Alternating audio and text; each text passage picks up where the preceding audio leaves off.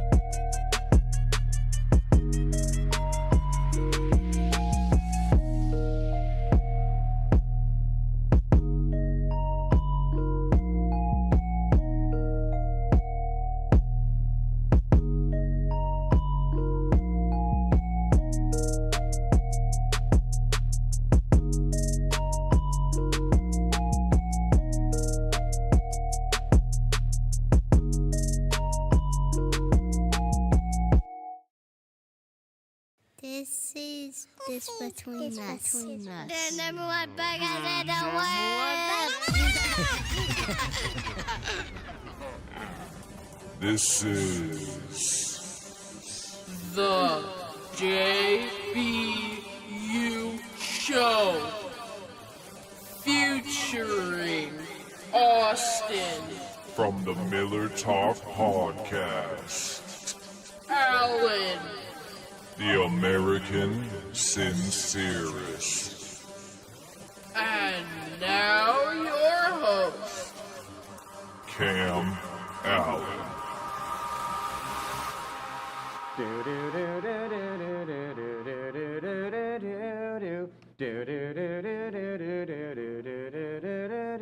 Dr. Fauci, give us vaccines. Help all the people who have been quarantined. We'll wear our masks and we'll have to stay distant. We'll wash our hands and we'll be more resistant. Fauci, yes? Promise us, please. We'll have a cure that can fight off this disease. Restrictions will lift with some ease. Dr. Fauci, don't forget me.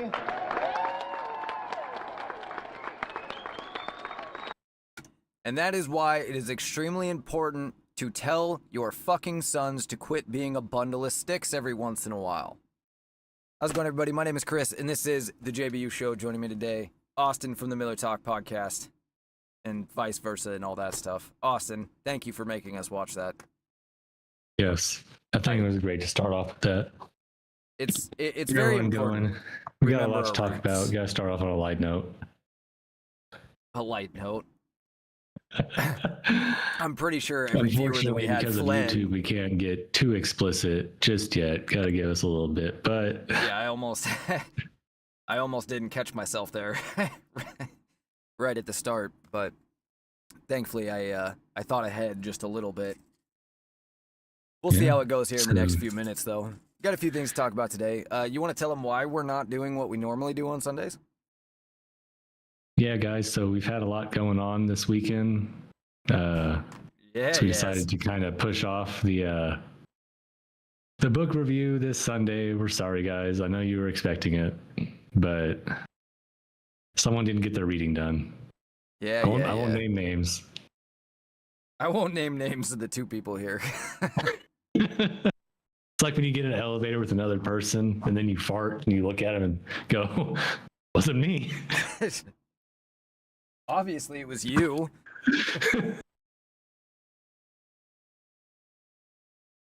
I always look him dead in the eye and tell him it wasn't me. We haven't taken Cuba yet. Yeah, no, we haven't. And I'm really Gotta pissed wait on off. This Iran stuff to hopefully clear up, and I think that's when we'll go in. Speaking of which, Mr. President, because I know you're listening, I'm really sick of you making me look like an asshole. All right? I said we're going to go into Cuba in the next 24, 48 hours, most likely. Now, to be fair, I did couch it in most likely. But if you could stop making me look like a dick in these predictions, I'd appreciate it. Invade a foreign country if I said it's gonna happen. Fuck's sakes. Mm-hmm. You work for me. I said, let's take Cuba. Go get Cuba. Viva la revolution. Viva la revolution. I can't say it any better. I tried though. All right. Gave it your best try. What do you want to start off with? We're gonna start off with Iran. Yeah, we can. I have some points. Oh, do you? You have some points? I got 5 points. All right. Of the of the supposed Iran deal? Who do these points come from? Grok. Ah, okay. I also have a story here from Newsweek that claims to have points from the deal. Let's hear Grok's first. Grok says that as of now, the framework is largely negotiated for a phase 1 memorandum of understanding. It is not finalized at this point, but should lead to some de-escalation, which includes reopening the Strait of Hormuz, and lifting the U.S. naval blockade. Yeah. Iran should give over or destroy their uranium stockpile. Okay. They will include sanction relief, frozen assets, and economic incentives. All right. And then just broader ceasefire and regional ceasefires and stuff. So end all hostilities in the area. There's one thing that I didn't hear there that Donald Trump made very clear in his interview with Brett Baer and in his interview with Sean Hannity, which is that we will recover what is left of the enriched uranium as well.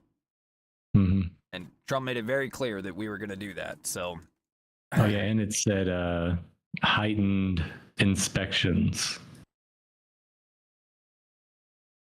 All right, those are pretty similar, but slightly different than the points that Newsweek laid out here, which is a 60-day ceasefire framework. The draft agreement established 60-day ceasefire that could be extended by mutual consent. During this period, direct military escalation would pause while negotiations continue. Reopening the Strait of Hormuz, Iran would reopen the Strait of Hormuz with no tolls or restrictions. Tehran would also remove naval mines reportedly deployed in the waterway to restore free commercial passage. Iran allowed to resume oil sales. In exchange, the U.S. would ease its blockade on Iranian ports and issue sanctions waivers, allowing Iran to freely export oil again. And nuclear negotiations would continue. Iran would commit to never pursuing nuclear weapons and would negotiate over suspending uranium enrichment and reducing its stockpile of heavily enriched uranium. U.S. officials say Tehran has already provided verbal commitments through mediators regarding possible concessions. Okay. First off, what do you believe out of these? Man, it's hard to believe that we're going to get that uranium. As much as I have trust in Trump and things working out, I don't see us actually getting a hold of that. If things continue the way they are, I'm not sure we would either, but I don't know. I don't see why we wouldn't. I mean, they're going to need help getting to it. They can't get to it themselves anyway. So they're going to need help getting to it. Mm-hmm. They might as well let us come take it, you know? Of course, it is kind of a pride thing for them, I guess. Yeah. But, I mean, I'm sure there will be a ceasefire, which just means they're going to plan a bigger attack. I'll tell you what I think. And if this does not, if this does happen this way, then I will call it a failure. Straight up. Because there shouldn't be any fucking negotiation. There's nothing to negotiate. We should set out our terms, and we should set a deadline. And if they don't agree to the terms by that deadline, then fucking kill all the leadership. What are we on? Leadership 3 or leadership 4 now? Kill all of them and move on to the next guys. If they don't accept the terms by whatever date, kill all of them. And just keep going until somebody fucking does. Because they have no leg to stand on. None. Mm-hmm. Set the terms, set a date. If that date comes and goes without the terms being agreed to, every single one that we lay out, then bomb the fuck out of them until they come back to the table. Mm-hmm. Period. There's no reason we should be negotiating at all. And this is exactly what I didn't want to see. But at the same time, this is on a lot of MAGA shoulders, a lot of Republican shoulders, and a lot of American shoulders in general. Because you guys are all forcing Trump into this. But not just shutting the fuck up and accepting that the situation is what it is, whether you like it or not, that's fine. But you understand he can't just stop now. So even if you don't like that he did it, you still have to support it until it's over. And then we can bitch about it all we want till the fucking cows come home. But for right now, our troops are in harm's way. Are we going to leave them there for no fucking reason? Or are we going to finish the fucking job? I don't care about Trump. I care about America not fucking backing down for the 10,000th fucking time. I didn't realize I was quite as passionate about this as I am, but I am. Because it feels like backing down for the 10,000th fucking time. I don't give two shits about Trump as far as this is concerned. I trust him to make the best deal possible out of the situation. But the American people have to stay on board too, and that's not happening right now. So we're not putting him in a very good a very good position of leverage. He should be able to go, the Iranians should feel the full weight of the United States, not the full weight of Trump in the U.S. military without the backing of the American people. Mm-hmm. The only reason Iran is still hanging on is because our media is giving them the impression, partially because it's true, that we won't back Trump in this. But again, it's not about backing Trump. Are you going to back our military to finish the job or not? Or are we just going to take another L, waste a bunch of money for no reason, and end up with fucking nothing again?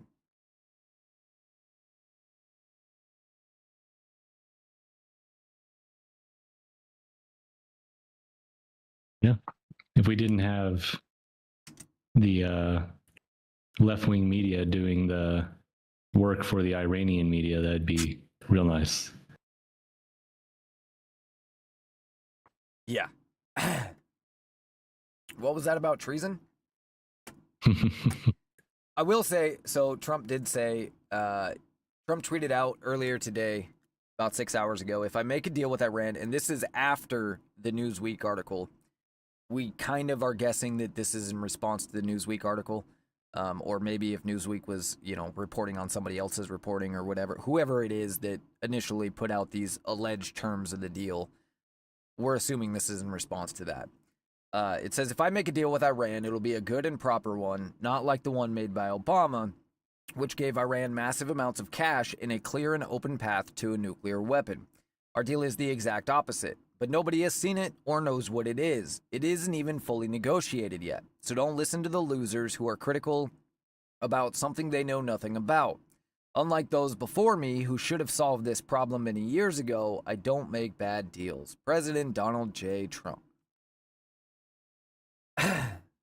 And then he also shared a tweet from that's apparently a quote from Iranian President Masoud Pezeshkian, whoever the fuck.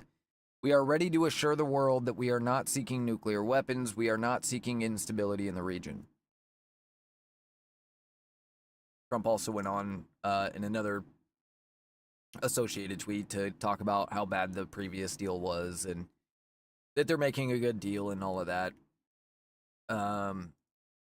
So yeah, take that for what it's worth. Oh, and then he posted this photo too, which I got a good kick out of.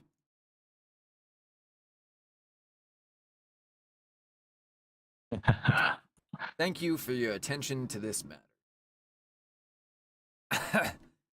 That's the proper attitude, in my opinion. But anyway, so who knows, right? Who knows what's actually as happening? long as the fucking killing and stuff kind of comes to a cease, that's nice.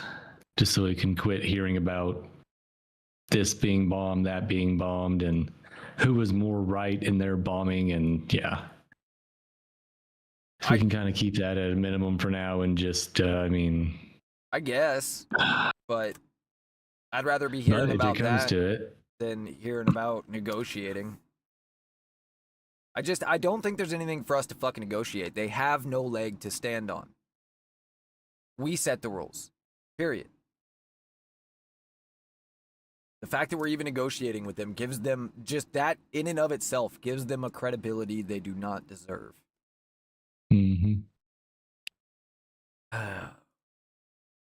But I also get that Trump, he needs to hurry up and get this done because he needs gas prices to come down before the midterms, or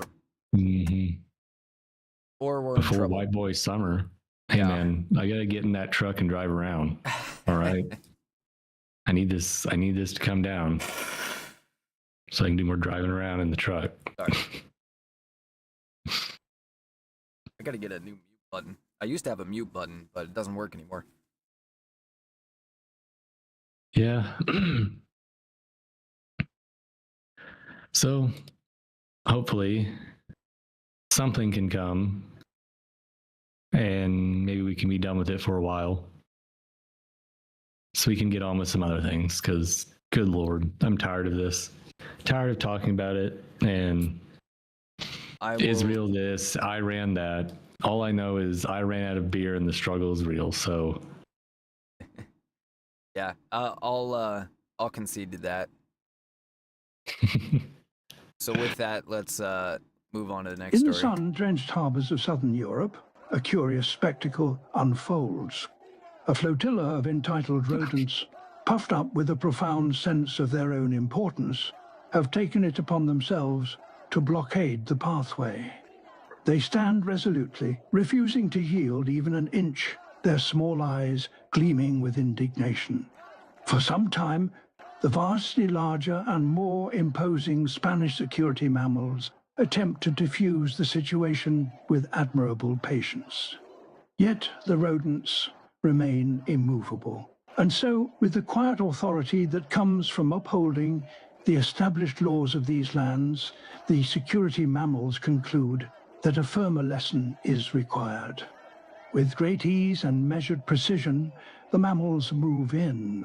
In a display of disciplined authority, they employ their batons in swift, controlled arcs. The rodents, suddenly confronted by overwhelming physical superiority, are unceremoniously swept aside. Their protest dissolving amid squeaks of outrage and the inevitable enforcement of order. Even like, holy here, shit, in these this guys most are so much civilized of worse than the settings, Israelis. Nature reminds us that strength and authority will ultimately prevail when persuasion alone proves insufficient. Those are the flotilla, the latest flotilla idiots getting back from Israel and immediately being welcomed by the Spanish police for blocking the airport after being asked not to. So these idiots, just like with the previous flotilla, it's just a big show, right? It's a fucking boat, and they drive their boat into waters that they know is being blockaded by the Israeli military to provide aid. I guarantee they had no aid on board. They were just trying to get arrested by the Israeli military so that they can take a bunch of fucking Snapchats and tell everyone how great they are. I really wish, I said this last time, I really wish Israel would just let them into Gaza. Let them have exactly what they're asking for. Anyway. They won't. Yeah, but they, so some of them tried to make some claims about their Israeli captivity, and Newsweek was, they have no credibility, so they didn't mind posting blatant lies. And look, I'm not here to defend Israel. I don't give a fuck about Israel, okay? But that doesn't mean I'm gonna fucking buy this shit either. Listen to this. Activists detained by Israeli forces, and here's why I don't, just on the surface, here's why I already come from a spot of skepticism, aside from the bullshit we're about to hear that's obvious bullshit. Just on the side of skepticism, why would Israel do anything to these people? That's the whole idea of them doing this, is to try and provoke a response. Israel's not stupid. Even if you hate them, even if you think they are the most evil monsters on the planet, they're not stupid. They're not going to do anything to these people because they know the entire fucking world is just waiting for one of them to come back with a black eye so that they can come down on Israel for it. They're not going to do that. They're not fucking stupid. Regardless, activists detained by Israeli forces while trying to deliver aid to Gaza have said that they were victims of beatings, sexual assault, and torture. The group from the Global Sumud Flotilla, GSF, was intercepted in international waters west of Cyprus during the latest attempt by activists to break Israel's sea blockade of Gaza. The Israeli Foreign Ministry said the activists from countries including France, Spain, Italy, and Turkey were transferred to vessels and taken to Israel where they could meet their consular representatives. Australian activist Juliette Lamont told, and let me get a picture of her too, told Andolo Agency. Do you have any idea what the Andolo Agency is? No, I've never heard of this. All right, 1 second. Well, I can't get this stupid. There we go. Trying to get a picture. I want a picture of this activist to share so that we know who's making this claim. Okay, here she is. Oh, god damn it.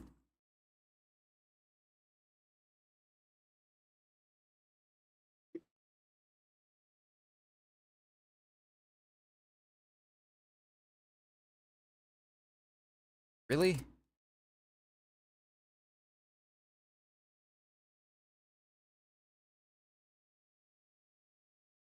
Why? Always gotta be such a pain in the ass. Where did it go? Here she is. Okay. View file. There is Julie Lamont. So that's who's about to make this claim. Oh, there we go. Yes, a very attractive 90-year-old woman.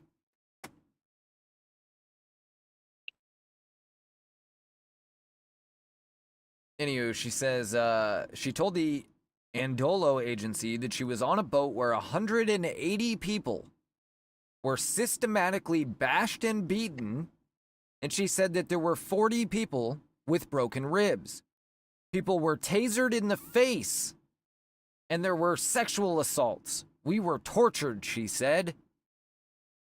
So you would think they would have some proof of this, right? You would think that there would be taser marks in people's faces, and, you know, tasers, the probes leave holes in your skin. On Thursday, Israel Prison Service said in a statement that detainees were held in accordance with the law in full regard for their basic human rights under the supervision of professional and trained prison staff. Medical care is provided according to professional medical judgment and in accordance with the Ministry of Health guidelines, according to the statement. Israel's Prison Service spokesperson Zivion Friedian dismissed claims of assault on activists as false and entirely without factual basis.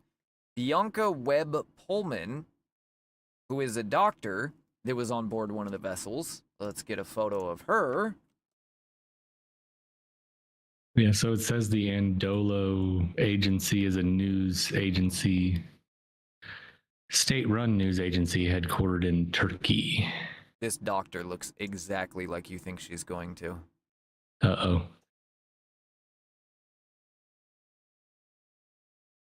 Yep. Right? Exactly. Okay, so I'm sorry, the agency is what? Say again? A state news agency in Turkey. Ah, okay. Thank you. There we go. A little bigger for my viewers. All right. My viewers like it bigger. Yeah. Yeah. Size matters, guys. It does. Anyway, she wasn't willing to take the allegations nearly as far as the 90-year-old chick. She said, Bianca Webb Pullman, doctor who was on board the vessels, told The Guardian that they were handled roughly. We were dragged off the boat, forced into stress positions. Now, that's a very different accusation than tasered in the fucking face and sexually assaulted. Mm-hmm. Forced into stress positions, which basically just means an uncomfortable position, and kept there for another hour. An hour. Not all fucking night. An hour. How dare they? One whole hour of no TikTok. Right. Well, the Israeli soldiers played the national anthem. Oh, no. They made you listen to their national anthem for an hour. You fucking deserve it. Just for being a prick. Yeah, I'll let this pass. The Jews they get one. Yeah, like I don't have any interest in defending Israel, but come on. Just shut up.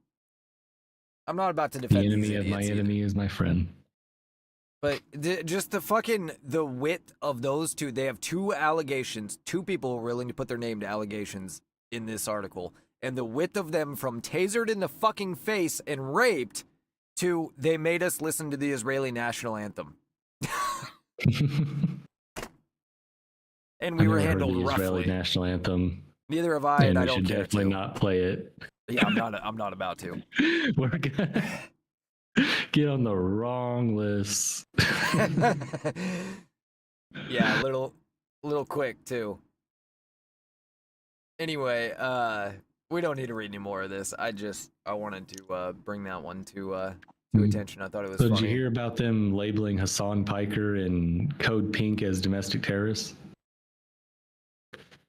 No. When did that happen? Or it may have been potential domestic terrorists. I think it happened yesterday. Or the day before, possibly. Nice. By the way, shout out to damn it. art_by_kick for sharing the show again. We appreciate it. Shout out, bro. I wanted to make sure I get it right. I didn't forget. I just wanted to make sure I got it right. But anyway, sorry. In the sun, drenched. Oh, my bad. I should probably harbors of southern Europe. There we go.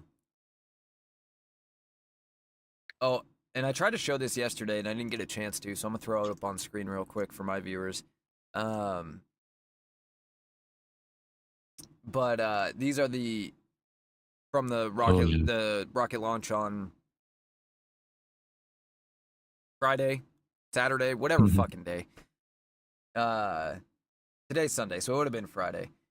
Yeah. This is the Raptor 1 up at the top. This is the Raptor 3 at the bottom. I had a nice photo that showed the 1, 2, and 3 next to each other, and you could see the iterations.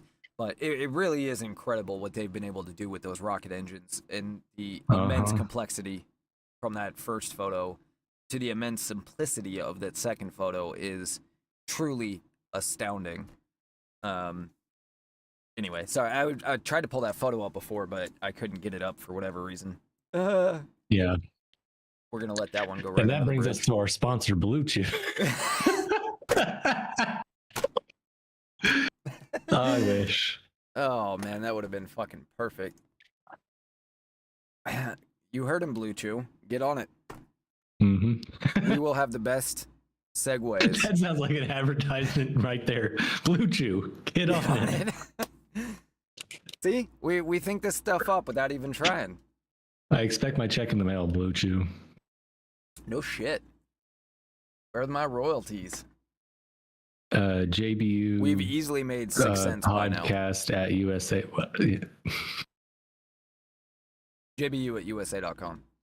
JBU at USA.com. There we go. There you go.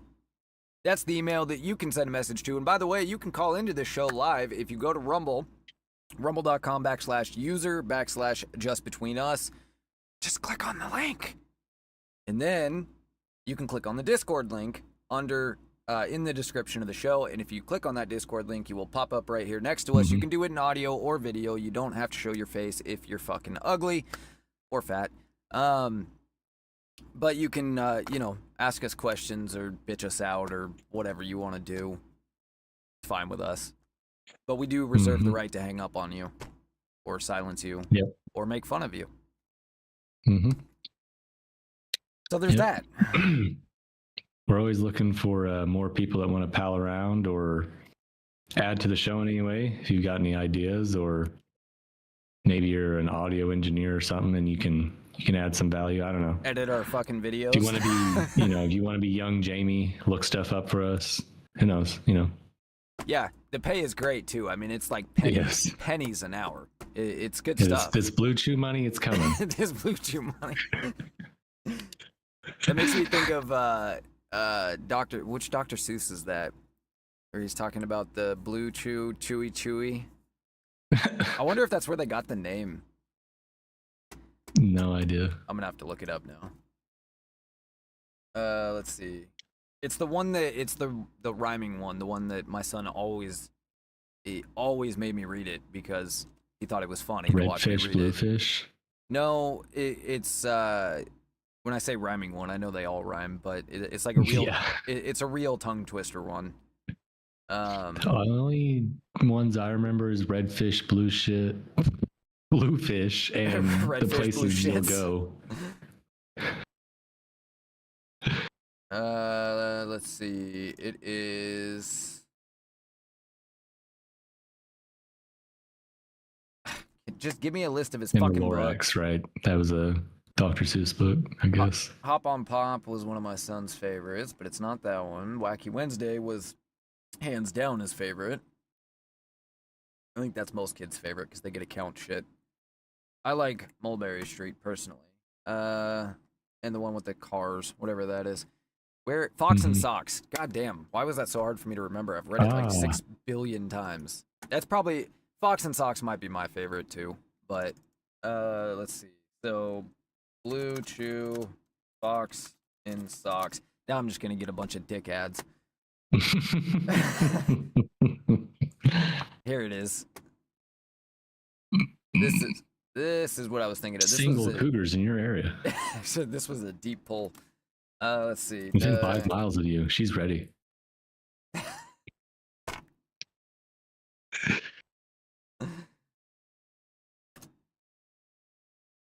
The fact that every man knows exactly what the fuck you're talking about is a real problem in this country. Oh, boy. There we go. Good Lord. I always forget. I have to open it in DuckDuckGo if I want to get the picture by itself. Gooey goo for chewy chewing. That's what Goo Goose is doing. Do you choose to chew goo too, sir? If, sir, you, sir, choose to choose, sir, with Goo Goose, sir, choose, sir, do, sir. It says something about blue goo on the other page, but that's what I was thinking of. We got there. All right. Back to the news. I think this is great that Hassan Piker gets to run away pissing his pants. So I think so too. So are they going to arrest him or? I don't know. Is that here in the United States? I believe so. Okay. I didn't.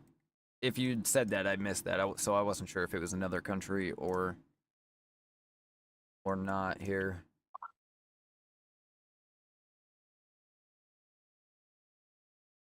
All right, next story. Or do you have the next story? Who's supposed to have the next story? Nobody knows what we're fucking doing. Up. All right, well then I got this.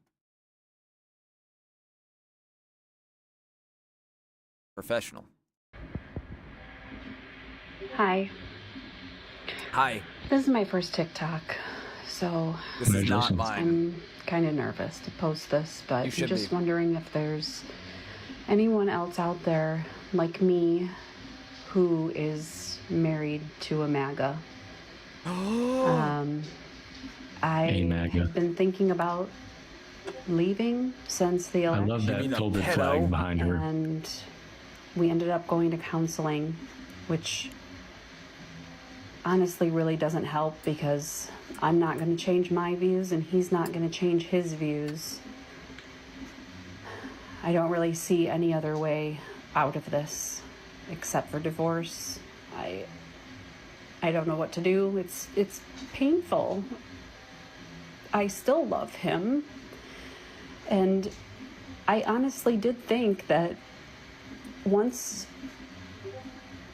this crazy person took office and all of these things started happening to our country, which they are now, my husband would see it And he would say, damn. Maybe not even admit he's wrong, but just, damn, no, I'm not on this side. But he appears to be doubling down and making excuses for what is going on. No. And I don't know, I live in reality, and she lives in reality. I can't split my world and live in reality. And I get it. When you live in reality, you can't live there with somebody in fantasy. That everything is fine. She said it right. She took the words right out of my Anyone mouth. with me? Any advice? I'll give you some advice. Do your husband a fucking favor and leave. Mm-hmm. Or, crazy idea, you could listen to your husband and change your opinion. Wild thoughts, I know. Or you could just be indifferent to it. Be like, yeah, honey. Mm-hmm. Yeah, all right. Yeah. Thank God I'm not in love with a liberal. Not sure I could be in love with a liberal. But if I was, I did. Ugh. Sometimes I get big boobs. And it's like... Yeah. Man. But I can generally separate the two. Generally. Yeah. I like separating them sometimes. I am just a man, but... I mean, they're better together, but I mean, sometimes. But in this fantasy that we live in, nice place because we can just fantasize whatever we want.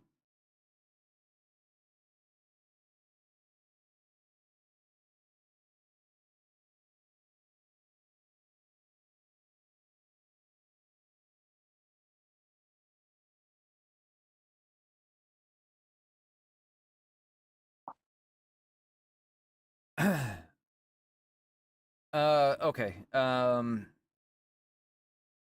Sorry, I was hoping you'd pick that up, but you didn't. So this isn't doing what it's supposed to for me. That's okay.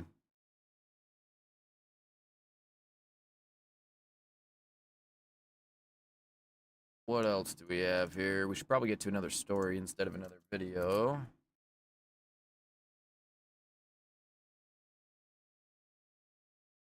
This is where Austin just sits there silently to make me feel as awkward as possible.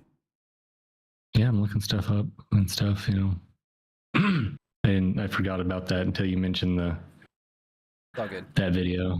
Well, let's talk about yesterday. Another what would have been another attempt on the president's life at the White House. What have you heard about this?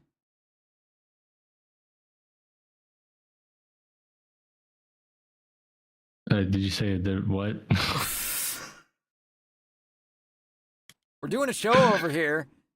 Okay, all right. I'll pay attention. The attempt on the president at the White House. Oh yeah, I heard there was 30 shots fired. 30 shots? Holy shit! Yeah, that's what I heard. I didn't hear that. That actually, you know what? I did hear that. I did hear 20 or 30. Because there was a gun battle. What's interesting to me is this guy was known to the Secret Service for wandering around the White House asking how to get in, like trying to find ways in. He would ask random people coming in and out of the White House all the time how to get in. So what I want to know, so he was apparently, a drug addict or whatever, probably a meth addict that hangs out around there and is all twacked out about the White House. What I want to know is, where did he leave to get a gun, a nice gun, a backpack gun, which, if you're not in the gun world, understand, to get a gun, it is easier now than it has been in the past just because guns have moved into different categories, and so there's more in the lower price end category. But usually speaking, the smaller the rifle, the more expensive it's going to be. I mean, that's a general rule of thumb when it comes to AR, AK style weapons. At least it used to be. So where did he just walk away to get a gun and come back with it? He's fucking crazy. And I know liberals don't believe this, but it is illegal to buy a gun if you have mental health issues. And no gun dealer is going to sell a guy that's talking to himself a firearm. Even most private sellers are going to be like, you know what? I'm not taking that risk. Because you are taking a risk when you privately transfer a firearm. And you can't privately transfer a firearm in DC anyway. That's the other thing, is this is fucking DC. Can you even buy a gun if you're not, fucking Prince from Abu Dhabi. Yeah, I don't know if they got changed or not. There was a full ban in DC. It has changed because of the Supreme Court, but I don't know I don't live there, so I don't know exactly how it's changed.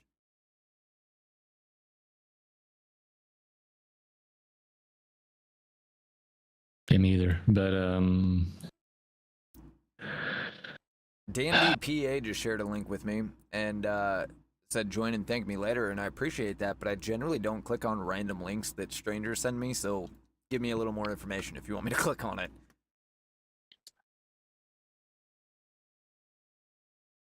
Yeah, it's not good. Rule of thumb, if he's a real person, he'll actually explain himself to me. If not, then I probably did myself a favor not clicking on it. Anyway. Yeah, so I don't know. I mean, how do we feel about the fact that this has happened yet again? I mean, this is getting to a point of ridiculousness now. Borrow a quote from Deerdeck.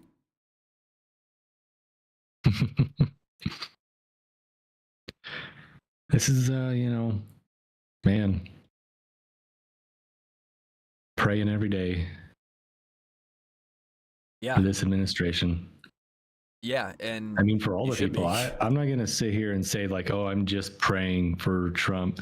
I'm praying for everyone in Congress too, because they could get sideswiped by this stuff, man. Even we just saw random... with the White House Correspondents' Dinner, there could have been a lot of, innocent people caught in this type of stuff. So, and I think that since the White House Correspondents' Dinner, we have seen some of the media, and I'm not saying this absolves them of anything, but we have seen them, I think some of them tone it down a little bit because they realize like, oh, we're fucking driving people crazy enough that they'll kill us to get to him. Which, by the way, if you don't know, that's how this works. The socialists that start the anarchy and the revolution always get killed first. Mm-hmm.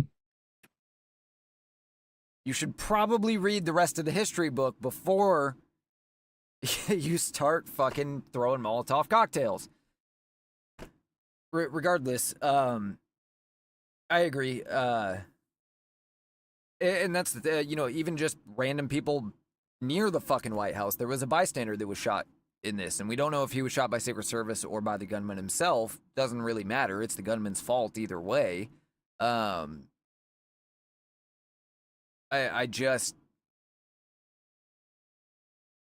It's tough because I think that the media should be condemned for it, but I do not think the government can nor should do anything about it, period. They have a right to stir up all the fucking hate they want, short of directly calling for an act of violence by name. It is their First Amendment right. But we, the people, and what it really comes down to is their people, the Democrats specifically, should not allow them in good company because they do it. That's how it stops. It stops because they can't walk into a restaurant and sit down to eat. They'll be refused to be served by decent people. It stops because they'll be heckled on the street, not hurt.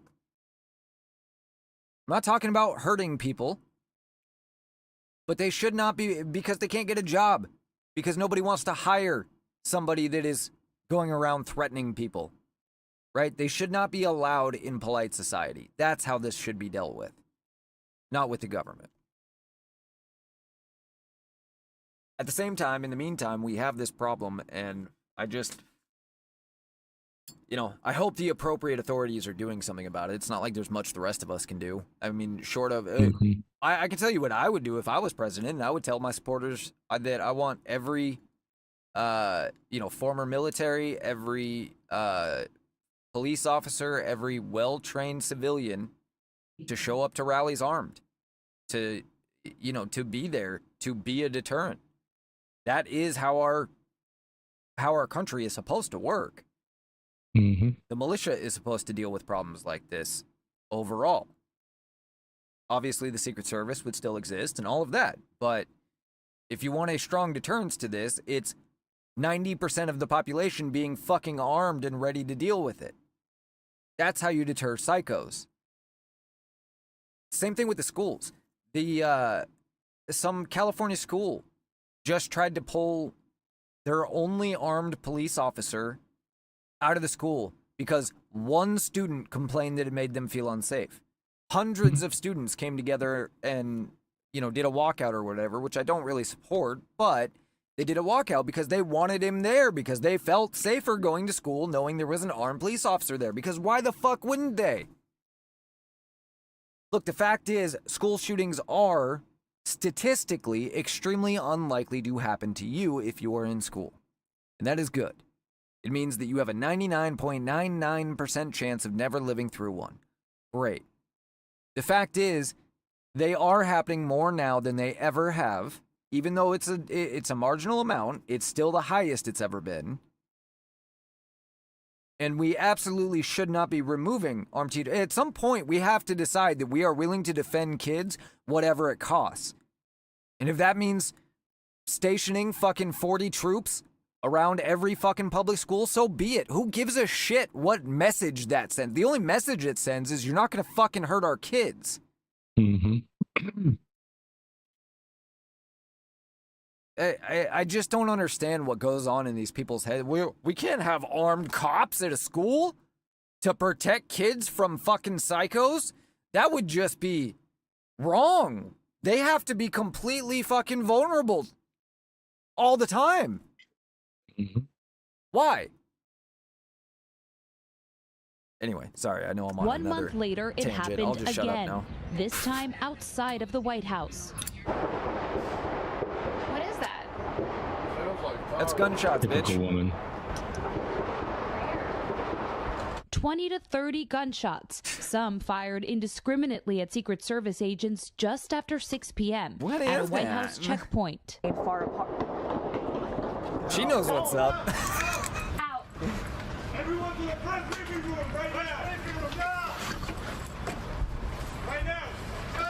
I'm going. This morning, the gunman who officials say No, go pulled a means go, firearm not from a turn bag around and get began whatever you shooting at forgot. officers on a busy intersection near the White House is dead. Let's go. Let's go. Let's go.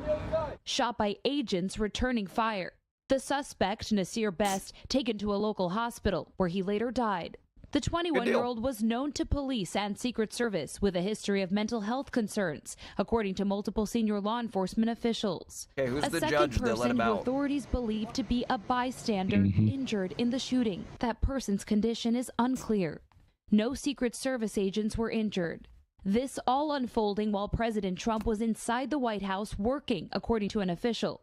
In a post on Truth Social, the president commending police and the Secret Service for their swift and professional action. The incident comes exactly 4 weeks after a gunman breached a Secret Service checkpoint at the White House Correspondents' That Dinner. motherfucker had better be doing When some holster gunshots sent drills. a tightly packed ballroom at a D.C. hotel into chaos and confusion. The spats of violence so close to the president, jarring reminders of 2 attempts on then-candidate Trump's life in 2024. Take a look at what happened. The first, a July 13th shooting that took the life of an attendee and injured the president and 2 others. And a second assassination attempt of Donald Trump at his Florida golf course just 2 months later. Keep walking! This morning, the nation's capital on high alert. And Hallie, I'm told the bystander who was shot was also taken to George Washington University Hospital in the area. Their condition at this time is unknown. Hallie? Julie Sirkin on the North Lawn. Glad that But you what and all was the it? crews out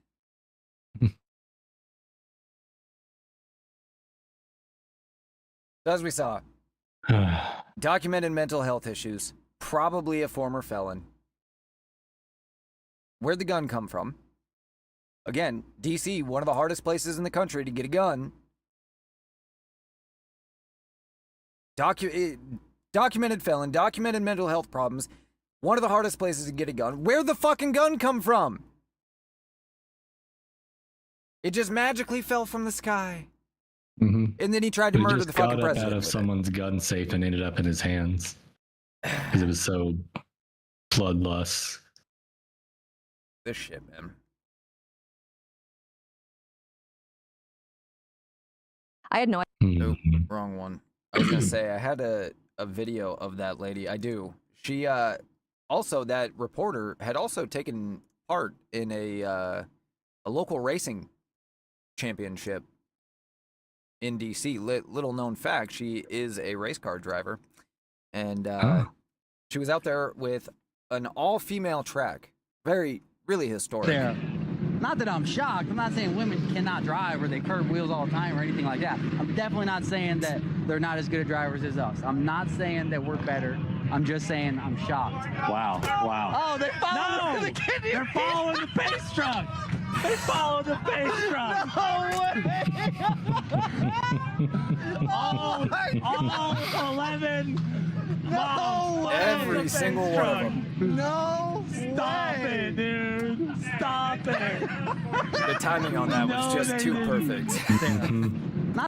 For those who don't understand, they were supposed to keep going when the pace truck turned off. They weren't supposed to follow, but you know. Yeah, that's when the race like supposed to start, and they're like, time for a pit. Can't tell women how to drive. That guy's hilarious though. Seth MacFarlane on YouTube there. Oh yeah, pretty funny guy. Wait, he does hilarious shit. Seth MacFarlane? Pretty sure.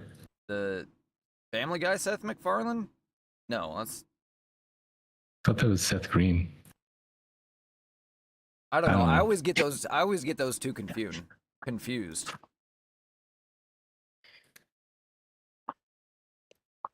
Seth MacFarlane and Seth Green. No, I'm thinking of MacFarlane. Yeah, that's the creator of Family Guy. Seth Green is the redheaded dude, and he also is on. He does the voices on one of them, doesn't he? So that's Seth Green. There you go. There's Seth Green. Jesus Christ, he looks terrifying there. That's Seth MacFarlane. The one I'm thinking of. That obviously isn't the one you were thinking of. My bad. Cletus MacFarlane. Cletus MacFarlane. That makes more sense for that video. There we go. Shout out to Cletus MacFarlane. He makes pretty funny videos. All right, shout out to Cletus MacFarlane then. And Seth MacFarlane too. You're a fucking leftist commie piece of shit, but you are funny. Anyway, oh shit. I should probably, unblock our faces. There we go. Yeah, the Hassan Piker thing, it turns out it's an investigation that was launched by the Treasury Department on Hassan Piker and Code Pink founder Medea Benjamin after their trip to Cuba. Nice. So that's the full story on that. You guys can't say I was a liar. Liar.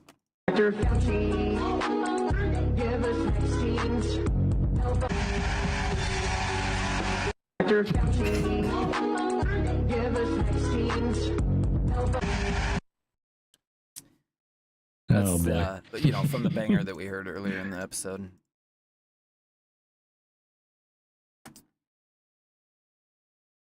Yeah, okay, there's nothing to follow that with. It's it's worth following that with. All right, so let's go to the Daily Beast article.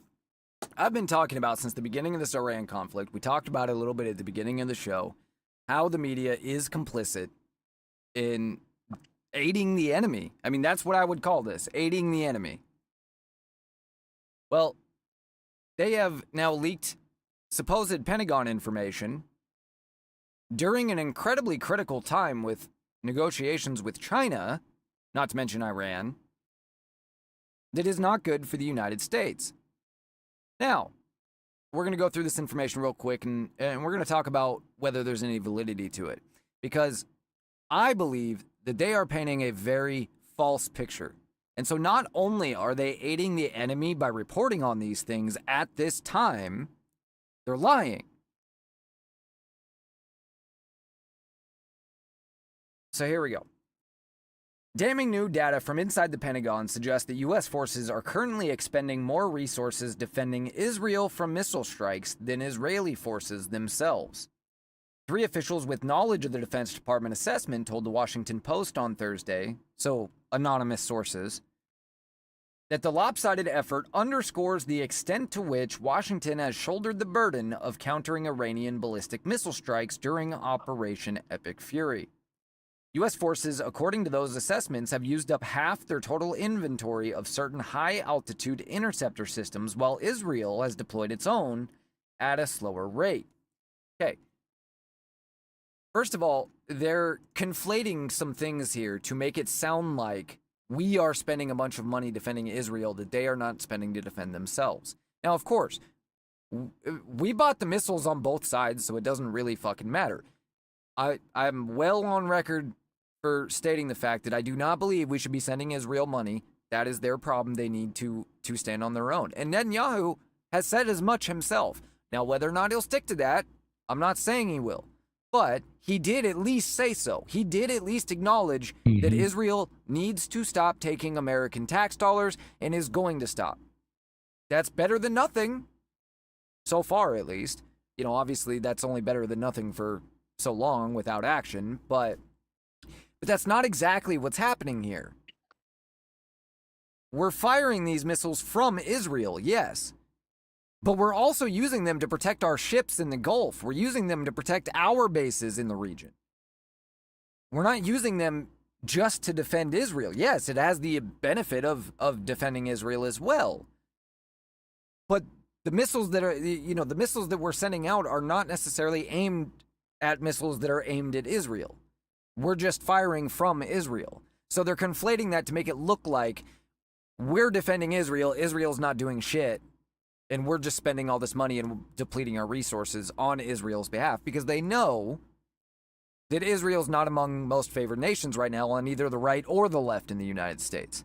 They're basically just using the Jew thing to stir up the base and to stir up the Tucker Carlson right or Nick Fuentes right or whatever you want to fucking call it.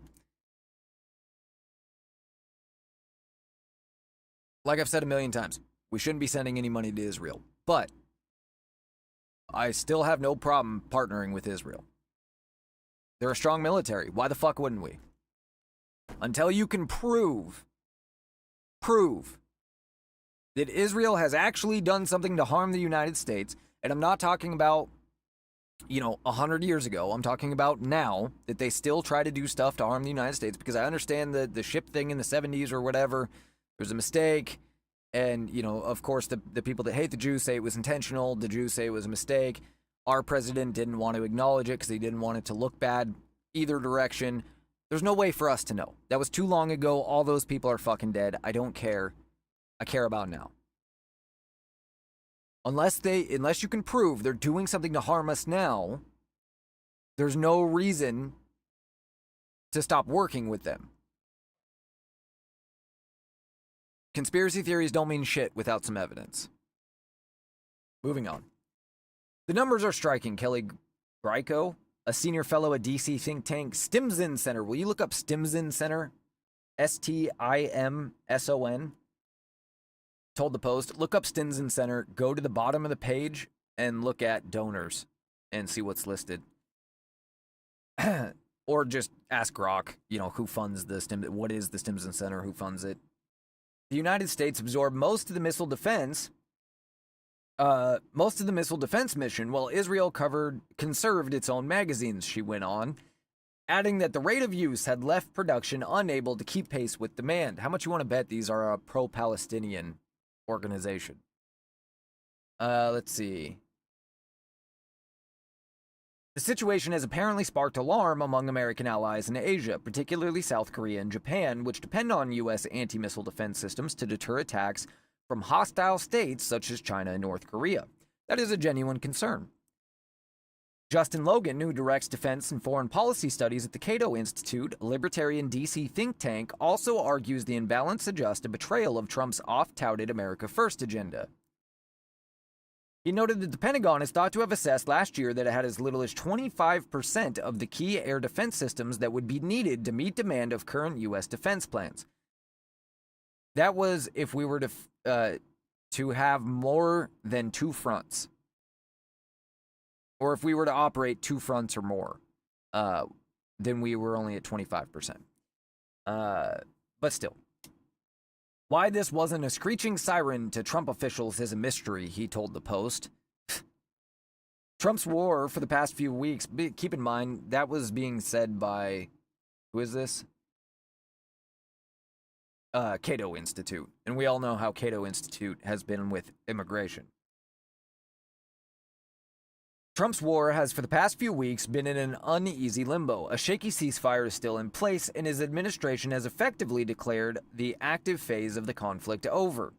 But Trump himself has recently muddied the waters, warning in Truth Social posts earlier this week that the bombing would resume in a greater intensity if Tehran does not meet the terms for lasting peace. The Daily Beast has reached out to the White House and Department of Defense for comment. Pentagon spokesperson Sean Parnell poured cold water on the notion of lopsided defense effort in comments to the Post. Ballistic missile interceptors are just one tool in the vast network of systems and capabilities that comprise a layered and integrated air defense network, he added.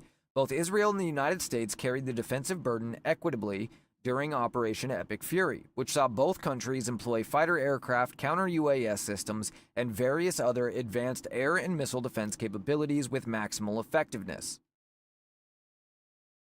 And here's the deal.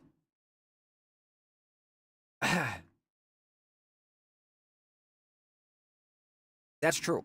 This whole missile thing, it is a concern, but it's overstated. You got anything on Stimson Group yet? I went to their website. I scrolled down to funding and finances under the transparency tab. You click that, it just brings you back to the top of the page. So I asked Grok. Grok says the major foundations are Carnegie Corporation of New York, John D. and Catherine T. MacArthur Foundation, Rockefeller Brothers Fund, Wellspring Philanthropic Fund, Open Society Foundation, Saga Foundations. Oh, look at that! That's George Soros, Open Society. Yeah, it's all. Those are all the typical leftist. The exact same ones that fund the Daily Beast. That's exactly who you'd expect to see on the Daily Beast donor list. That's all I was looking for. Was just proving that the people that were commenting. So that was the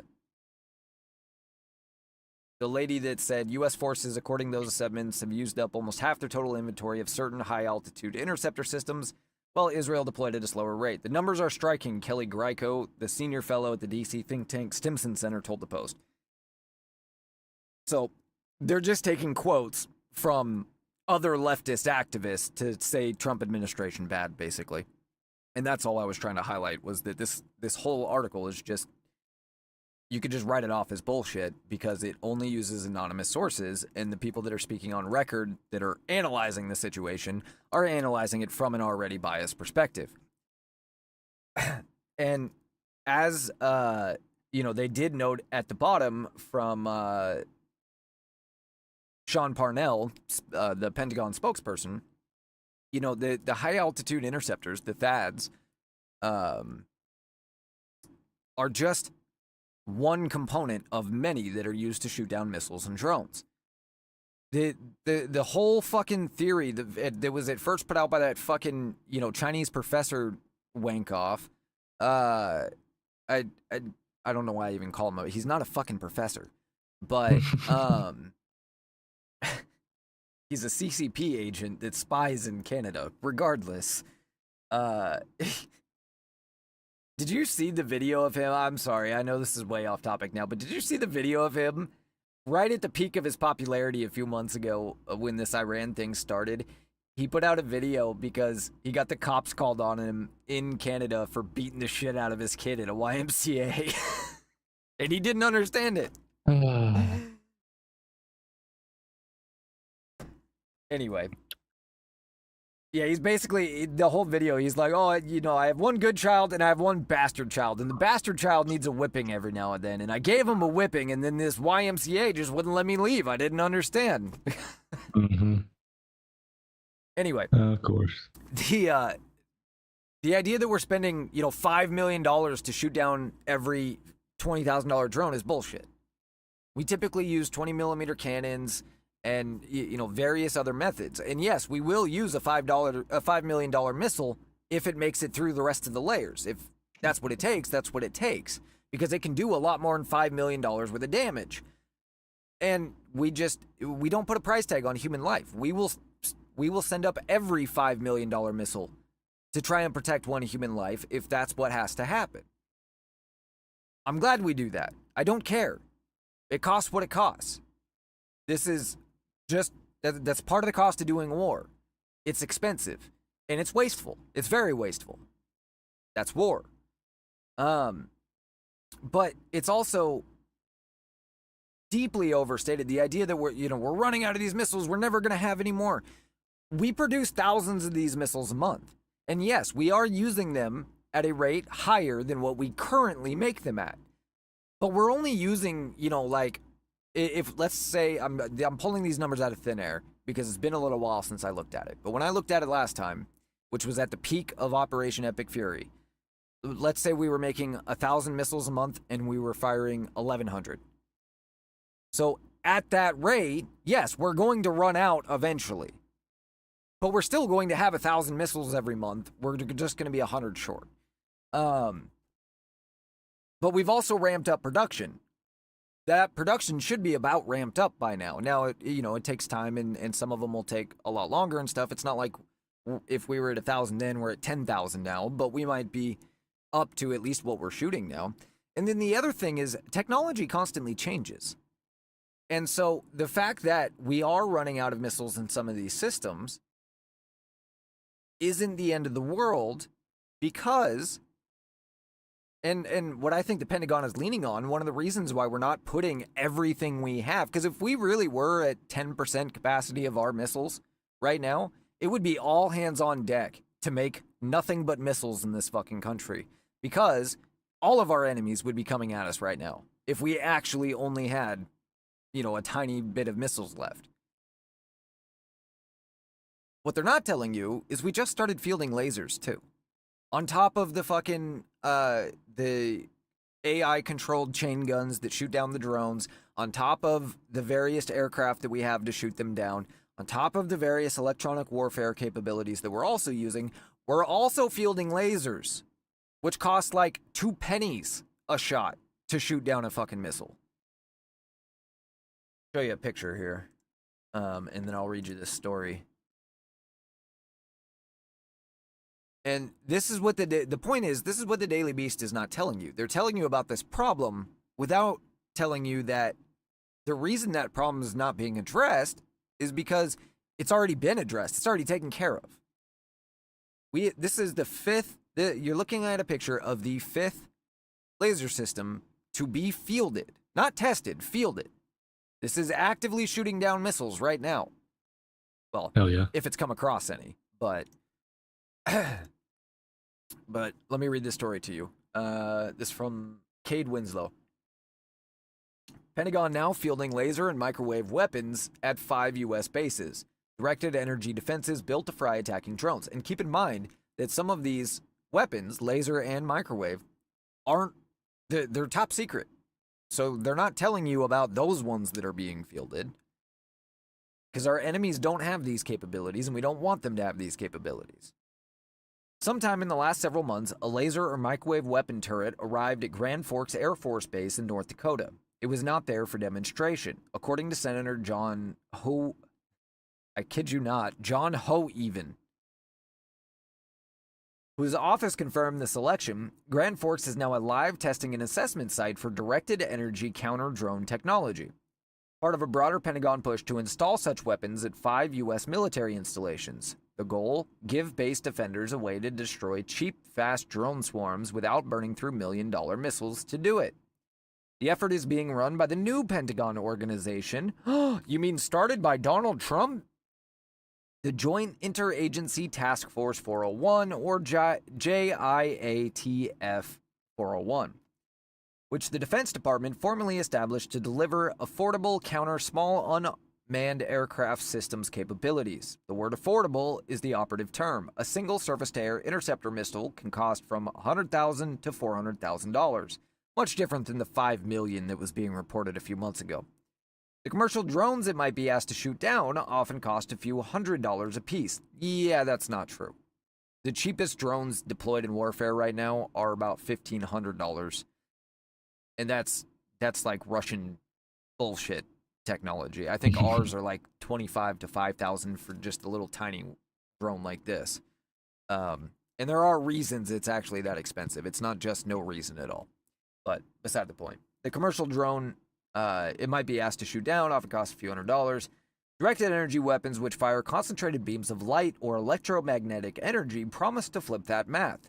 Their per shot cost is close to the price of a diesel generator fuel than the price of a missile. The Pentagon did not create JIATF-401 in a vacuum. Over the past 2 years, small drones have proven their lethality and their nuisance value in ways that directly threaten U.S. installations. In Ukraine, $500 first-person view quadcopters have destroyed armored vehicles worth millions. Houthi forces in Yemen have launched drone missile barrages that forced U.S. Navy destroyers to expend SM-2 and SM-6 interceptors at unsustainable rates in the Red Sea. Closer to home, unexplained drone swarms were spotted over Langley Air Force Base in Virginia during late 2023 and into 2024. And a wave of mysterious drone sightings over New Jersey in the late 2024 rattled the public and drew sharp questions from Congress. Yeah, until Trump got in office and he was like, hey, these are our fucking drones, calm down. Why the Biden administration couldn't do that, I don't know. The term directed energy covers two main categories relevant to the drone defense. High-energy lasers, an intense beam of light, heating its structure until it burns through the wing, ignites a battery, or detonates the onboard payload.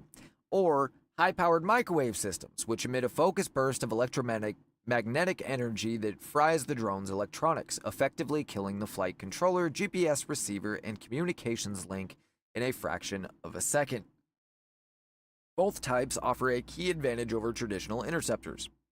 They use electrical power rather than finite supplies, giving defenders a theoretically unlimited magazine as long as the generator keeps running, which is why these are extremely useful both for defending bases and defending from ships, because like nuclear-powered submarines and nuclear-powered aircraft carriers, they could theoretically indefinitely fire in defense of themselves, which is huge, especially if we had to deal with China, for example. China has one of the largest missile collections in the world because that's how they intend to defeat our aircraft carriers if necessary, because they know they can't compete with them. Their goal is to overwhelm them with missiles. Anywho, I don't know that we need to go any more into how these work. You're welcome to look it up on your own if you want to do that. But the point is, don't buy into these scare tactics by the media. They've been doing this since the beginning of the war. And as incompetent as our military was under Biden, as concerned as I have been about it at times, because I've raised concern about this too, when you step back and start taking a look at the broader picture, all of a sudden things start to make sense, I guess is the point. Mm-hmm.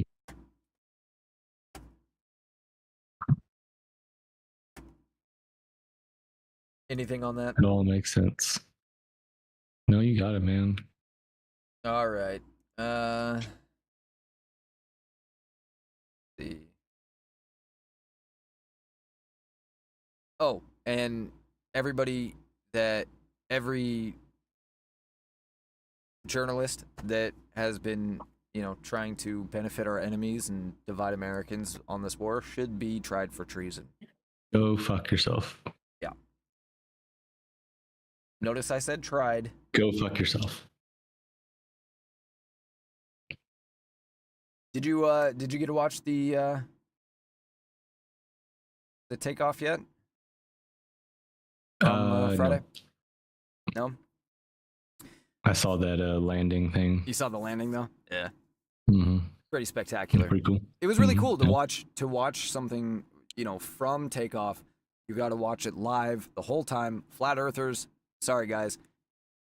You got the full video now. Literally from takeoff into low Earth orbit, not high enough that you can see the whole globe, but definitely enough you can see some roundness to it.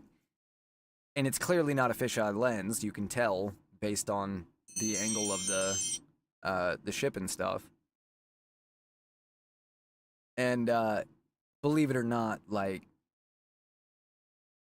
we do have the ability to kind of know these things now, you know. Yeah, I guess so. I will say there are some questions that I have. Like, I've never been... I don't believe in the flat earth theory, to be clear. I'm not a flat earther.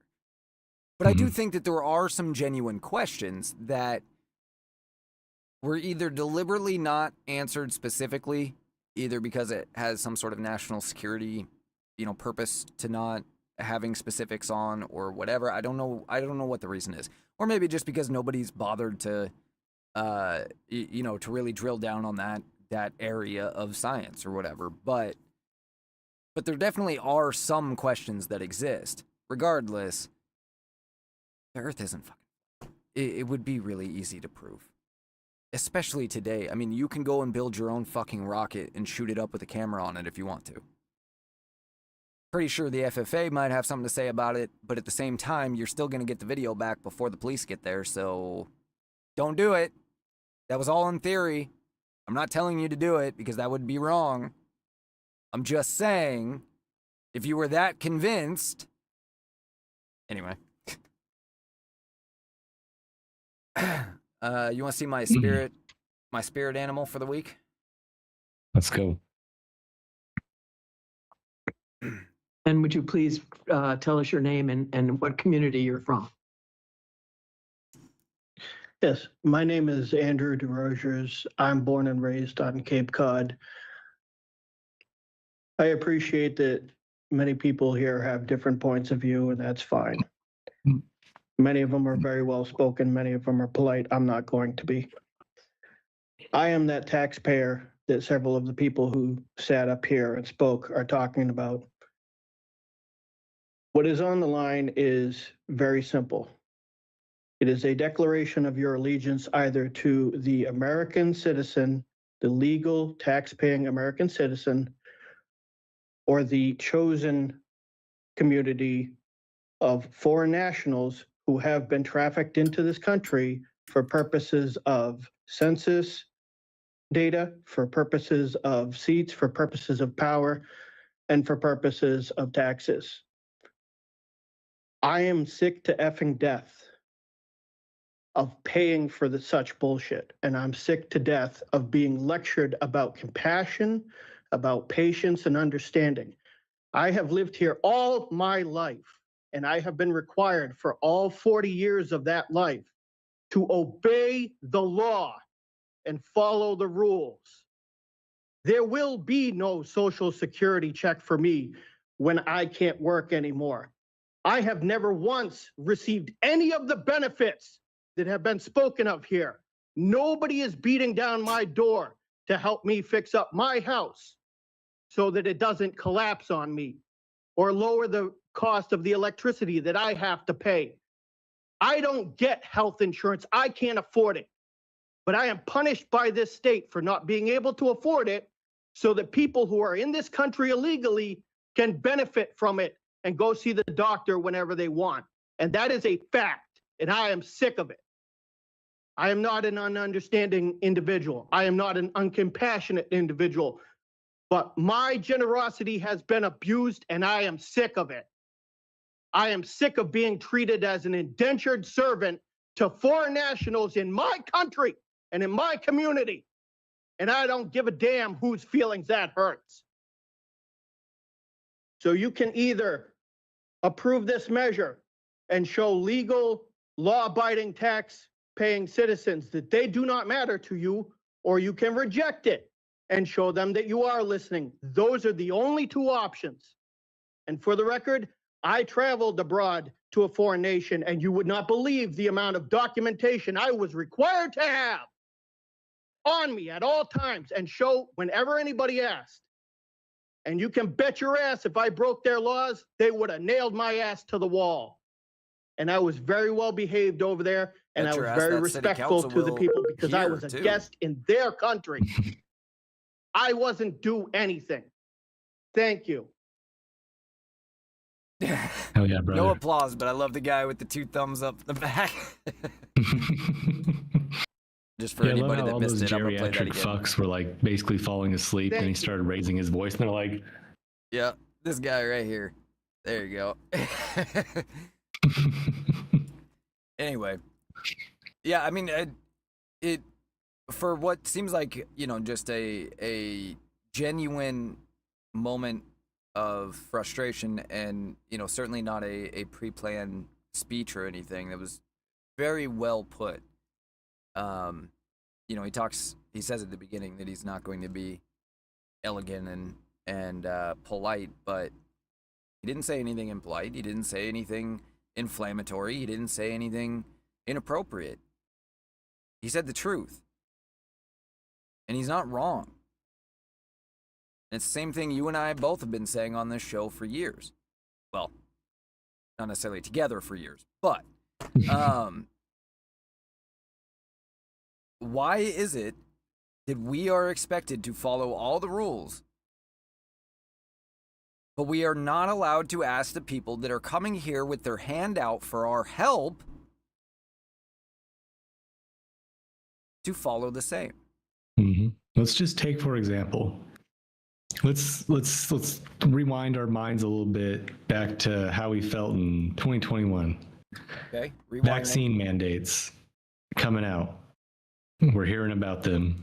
Might be possible that Biden's going to institute some kind of vaccine mandate for the American citizen. Every American citizen must get one. And at the same time that we were trying to force Americans to get an untested, unproven vaccine, we let in millions upon millions of foreigners through our southern border that didn't have any vaccines. I don't care what you think about vaccines. They had none of them. Not just the COVID they weren't vaccine. required to get them. Mm-hmm. We gave them hotel rooms. We gave them credit cards. We gave them food. Yeah, but they gave us something too. Measles. Yeah. And, you know, I'm pain in my ass. I'm being funny, but they really did. There was huge spikes in measles cases in the years following. I wonder why. Mm-hmm.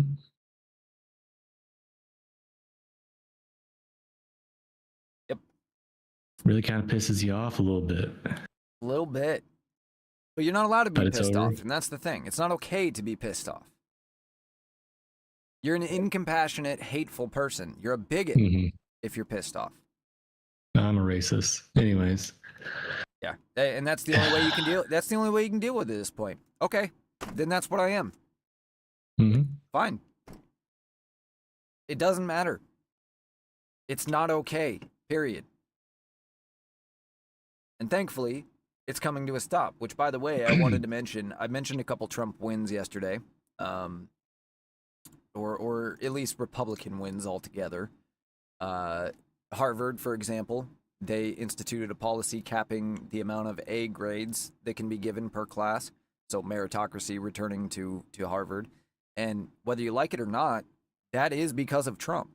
If Trump didn't go after DEI so hard in the colleges, they would not be reversing these policies right now. They're doing it because they have to. That's still a win. I get it, it's Harvard. I don't have any love for Harvard or any of the other Ivy Leagues. But it is still a win that meritocracy is back. I still, you know, I want these schools, which used to be pillars of American community, even if they are radically left, to be turning out the best and the brightest. But they can't do that without meritocracy. The one that I had for today, was this one. Feeding Our Future Ringleader. This is one of the fraudsters out of, where was, I think this is Minnesota.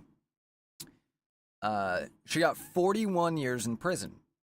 Now, this is a little bit of this one was a white lady, so they threw the book at her. So there is a little bit of that going on.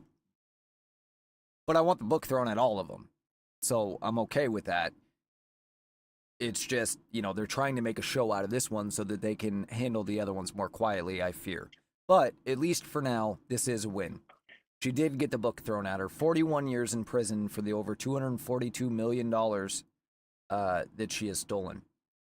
Whistleblower Faye Bernstein wants Representative Ilhan Omar questioned over ties to a restaurant central to the scam and records linking her to its growth.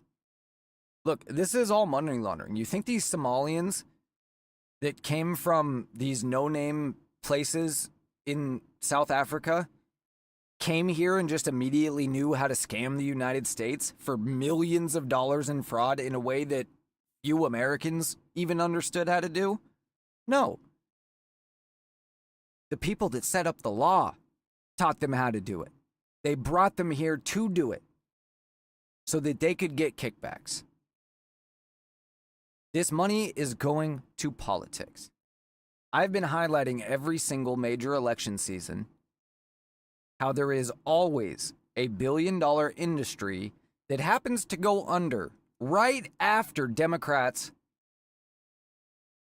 spend all their money for the election. And it always is weird how tied these companies are to specific Democrats for whatever reason. In the case of 2024, is it 2024 or 2022? I think it was the case of 2022. It was Sam Bankman-Fried. Promised over $1 billion in that election to Democrats. And then magically we find out, where did he get that $1 billion from? Oh, he stole it from all of the middle-class Americans that invested in his company. So what does that mean? That means that the DNC and the Democrats, all the money they wasted on Kamala Harris and all the rest of them, was just stolen from millions of Americans, left and right, that invested in a company that they'd had no idea was not a real company. And the same thing is true. The same thing is plausible. Going back in every election in my lifetime, at least, because there is always a major company that has weird connections to the Democrat Party that magically goes bankrupt for numbers that are in line with what the Democrats spend that election season. Every single election, you have Enron, Exxon, Sam Bankman-Fried, you have Bernie Madoff in 2007, and so much more. I mean, there's so many, but sometimes it's multiple smaller companies, sometimes it's one major, like Sam Bankman's. But anyway, this fraud didn't come out of nowhere. And obviously, we'd like to see the people on top go to jail, but that's probably not going to happen because they're too good at covering their trails. The goal needs to be just to get them out of office. Make them go away. Is that justice? No, but that's God's concern, not ours. You know, if we can prove them guilty in a court of law, great, do it. If we can't prove them guilty in a court of law, we can't just fucking turn into vigilantes. We can't. If we don't uphold the Constitution, we have no authority to arrest somebody else for not upholding the fucking Constitution. How do you feel about that? Because I had some conservatives the other day that I got into an argument with because they think that Trump should just throw these people in jail. Whatever it takes, it's time to scorch earth. And that if the founding fathers were alive today, that they would have already started a revolution. What do you think about that? Well, that last point I don't think is true. Because if you actually know, most of our founding fathers really did not want war with Britain. They just wanted a peaceful They wanted, well, especially Benjamin Franklin at first, wanted to work something out where they could still be a part of Britain. Then they wanted a peaceful separation, and then war came to the home front. Yeah, and we learned last Sunday about even after the Boston Massacre, that was the last time after the massacre, not before, that the founding fathers tried one last time for a peaceful resolution. Even after American blood was spilled, they still tried for a peaceful resolution. And it was when the king threw that out and refused to even read it that they were left with no choice.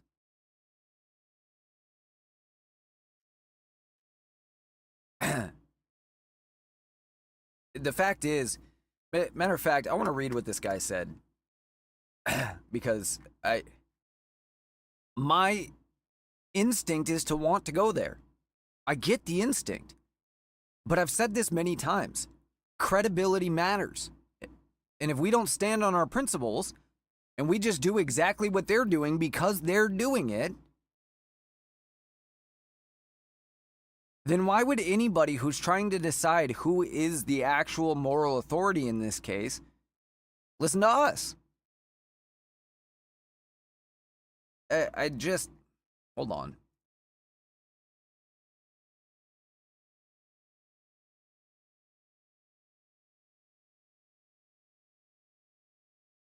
All right, it's this one. So,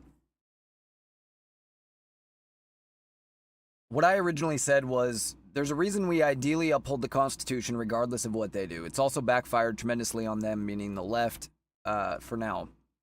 In a time of chaos, credibility is the most valuable currency. Stooping to their level isn't an option.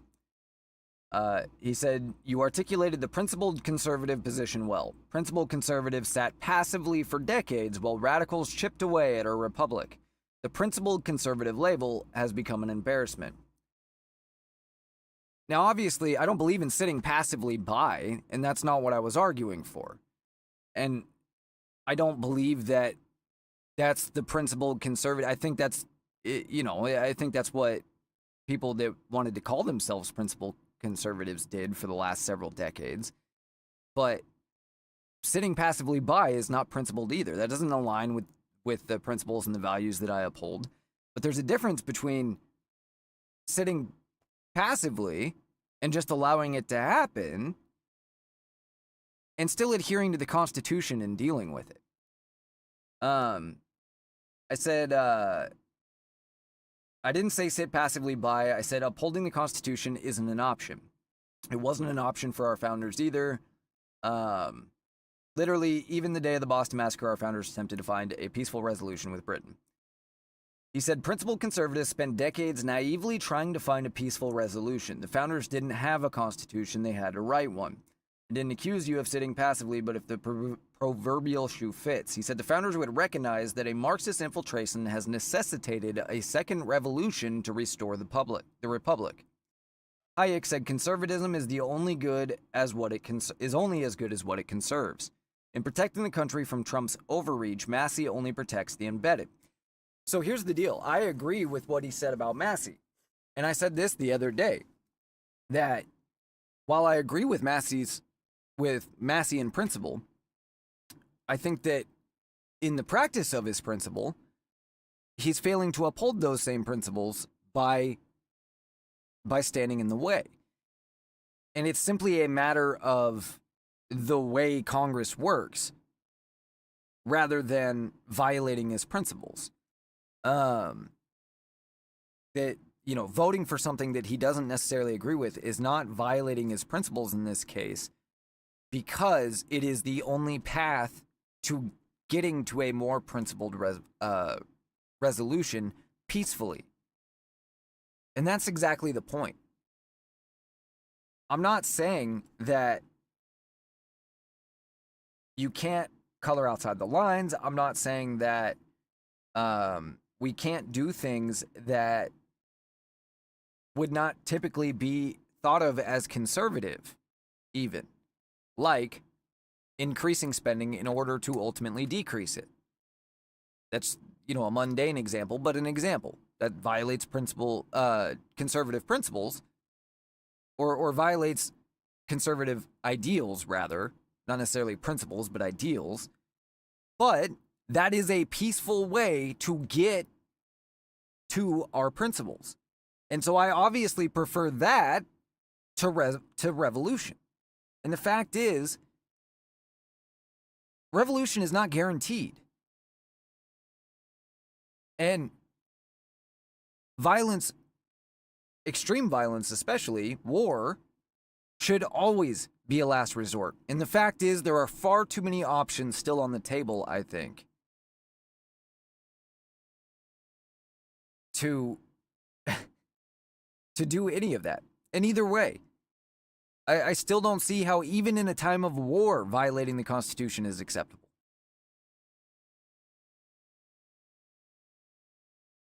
Now, I guess you could say, maybe I should say the Bill of Rights, because I guess in a time of war, you would be violating the Constitution regardless, as far as, you know, you're fighting against the United States of America in a sense. You're fighting for it, but technically you're fighting against the government.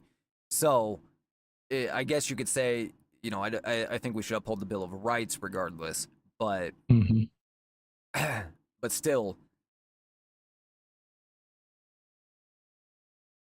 there's ideals and there's principles. In any circumstance, war or otherwise, I'm not going to violate the principles.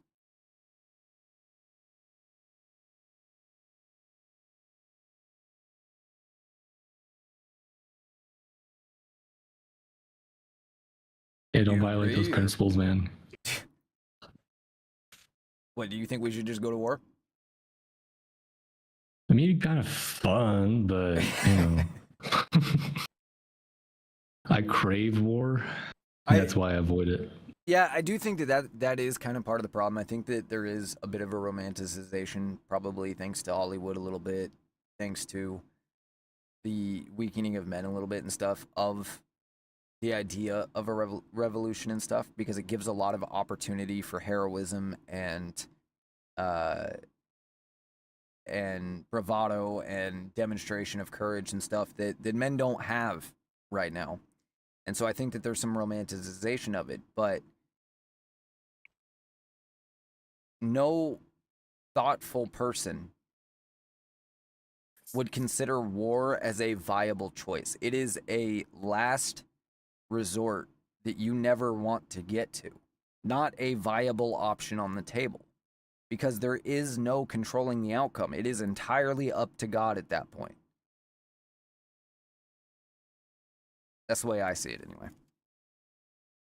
And I think that's the way the founders saw it too. Based on everything that we have read, that's my understanding of how the founders saw it.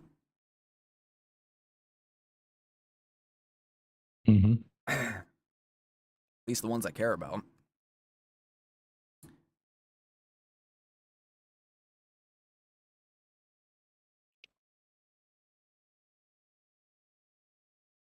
Yeah. There's a reason why the First Amendment is the First Amendment, and then the Second Amendment is the Second Amendment. We should try to talk things out before we start shooting. That's a good point. But if talks cannot be, if peace cannot be achieved through talking, well, the entire military might of the American military will rain down on your country. Well, and I would say, in the case of a revolution, what I would say is if, a peaceful resolution can't be found, then let the government fire the first shot, not the people. Yes. Stop! Don't touch me there! This is my no-no square! Stop! Don't touch me there! This is my no-no square! Stop! Gotta love middle-aged white women. That was for you. Yo, they actually teach that shit in elementary school.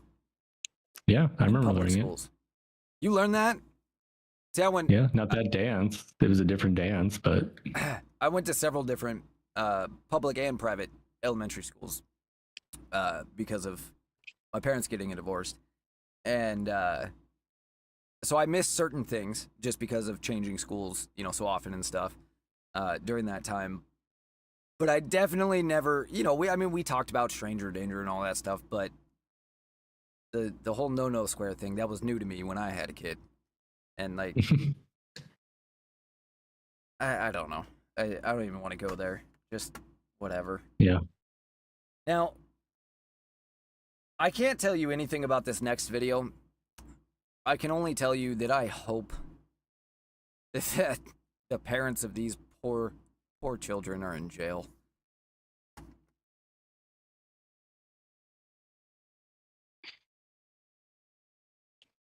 Uh-oh. Let's just start. Let's just start with what you see right now. Oh boy. This is gonna be a ride. You're welcome for this one. I'm a feminist boy. Watch me be a man who has all the feels. I can laugh, cry, sing, and still keep it real. I don't have to be tough just to get respect. I know words, not fists, solve arguments. Watch me be a man who doesn't only wear blue. Why can't pink and purple be boy colors too? I feel bad for macho men who won't wear sparkles. Those old coats are so patriarchal. Macho, macho, punch, punch, tough guy, girl. That is so passe. That is not my future. Macho, macho, grab, grab. Oh, you're annoyed. Why can't I hear it? What the hell? I'm a feminist boy. Watch me be an Asian man who plays leading roles. Cause it's not just writers who can be heroes. We got more than Jackie Chan, we've got more than Bruce Lee. Watch out, Hollywood. Here's life starring me. Watch me be a baller like Jeremy Lin. I got game, no need to be as tall as him. Yes, there is a need to be as tall as him. Just to be a winner, don't need to be a girl to help cook dinner. Oh. Give it up for the feminist boy. He knows that we aren't playing coy. Oh, I couldn't quite get to it in time, damn it. I feel sorry for all those kids that this is now their legacy. Yeah. That's That is child abuse. I think so too. And I have a hard time thinking that it's anything other than.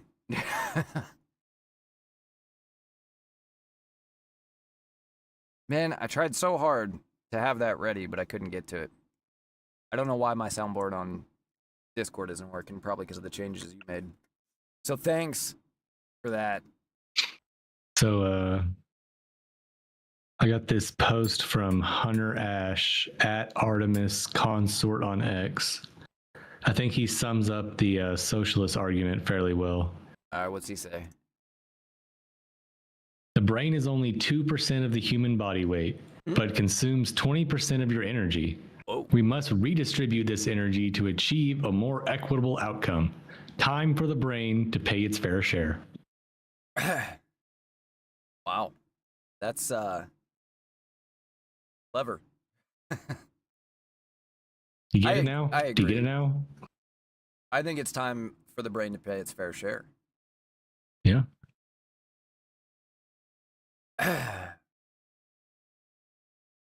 Tax the brain.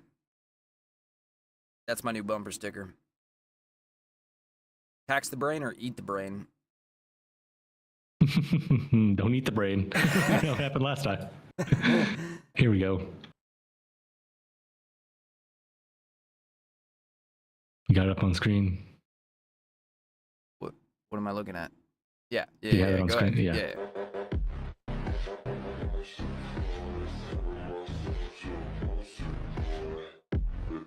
Yeah, get Teddy out of there.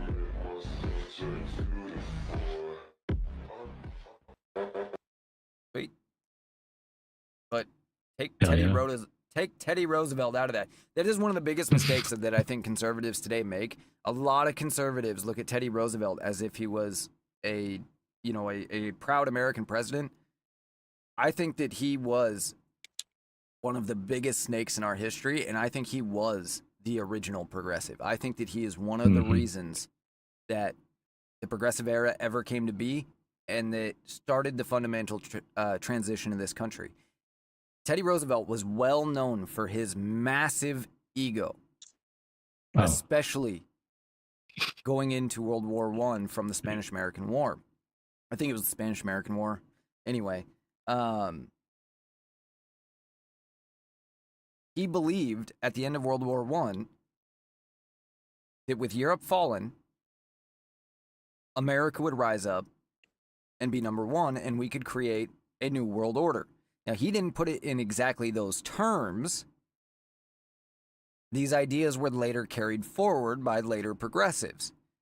But he is where that started, and his massive ego is what created the FBI.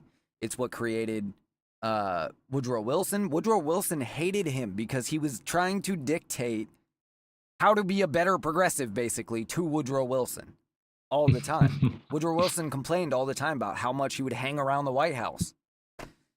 Anyway, sorry. I can't fucking... at the same time, I have a hard time not admiring him because he was a powerful man. I mean, he was a great soldier, and he did cool things. He did some good things, but he wasn't like he the also progressives privatized. nowadays. He also privatized more, or I'm sorry, publicized. I don't know. He gave more private land to the government than any other president in history. That would be the national parks. And yes, I do like the national parks. I'm fine with having national parks. But not exactly a conservative thing to do. All right, what do you got for us? We're moving on to our segment now called Videos That Make You Say Hell Yeah. Hell yeah.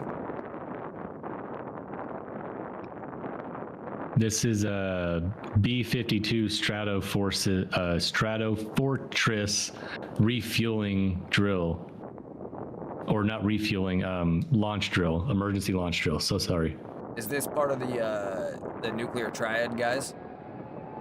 I think so. Because I know we use P2s as the first wave, but then B-51 Stratofortresses is the second. And they're supposed to be ready within, like, 50 minutes notice or something, and be in the air within 50 minutes of getting word. Anywhere in the world. Right on. Mm-hmm.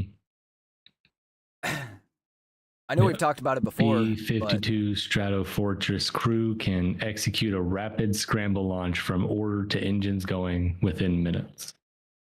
Very nice. You think they could do that with a woman on the team? No. Okay. What I would like to see is the stats. I do know that women make good fighter pilots. Now, whether or not they make good decisions in the air, I don't know.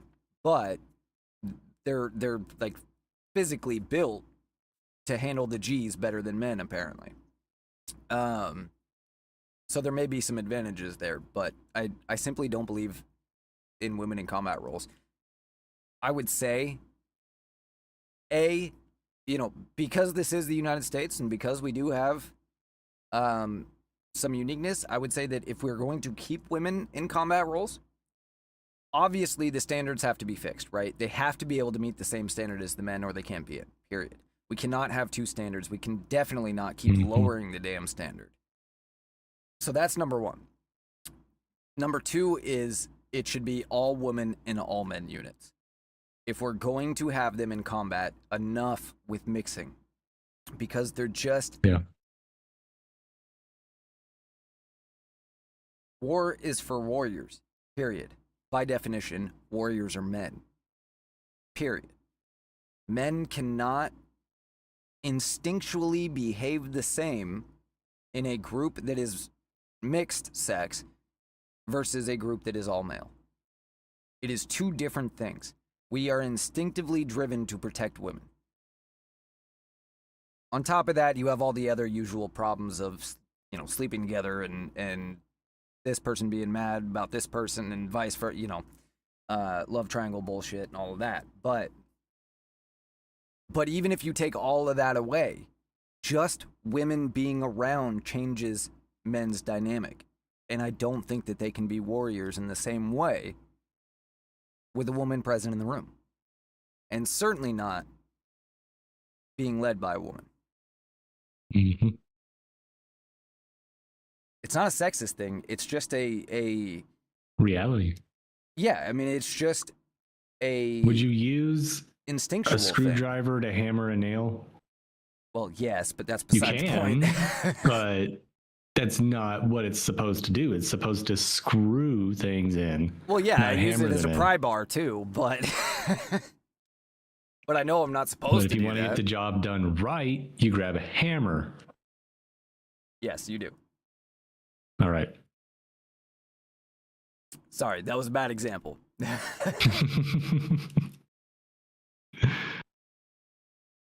All right, I got another video for you. Let's go. I had no idea that this happened, but recently discovered that the American Communist Party, yes, an actual political party, in the 1960s went to the United States House of Representatives and on the floor of Congress read into the official congressional record their then goals to destroy America.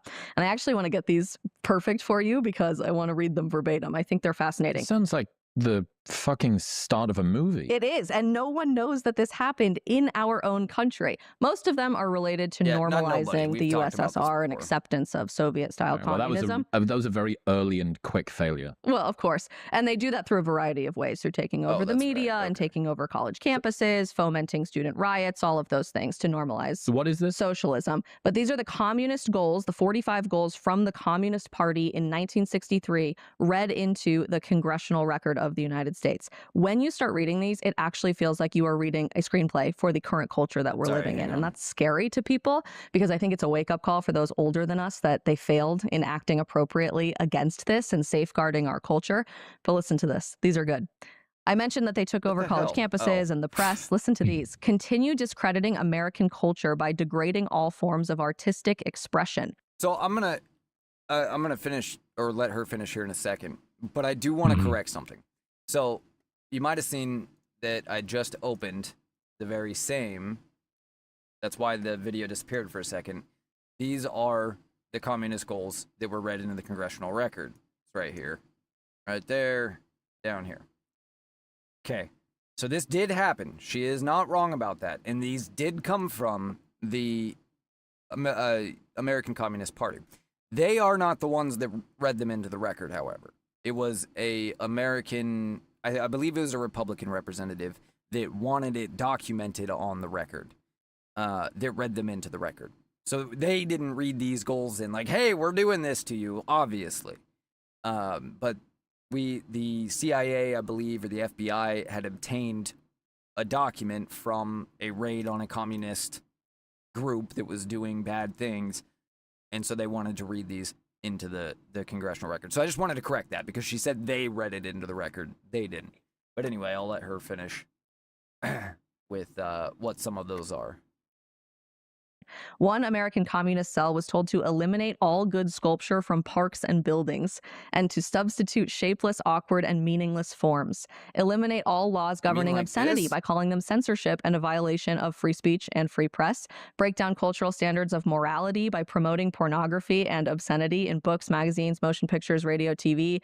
Present homosexuality, degeneracy, and promiscuity as normal, natural, healthy. Infiltrate the church to replace revealed religion with social religion and discredit the Bible, emphasizing the need for intellectual maturity that doesn't need a religious crutch. I mean, it is scary stuff. The culture we're living in today is a result of these goals.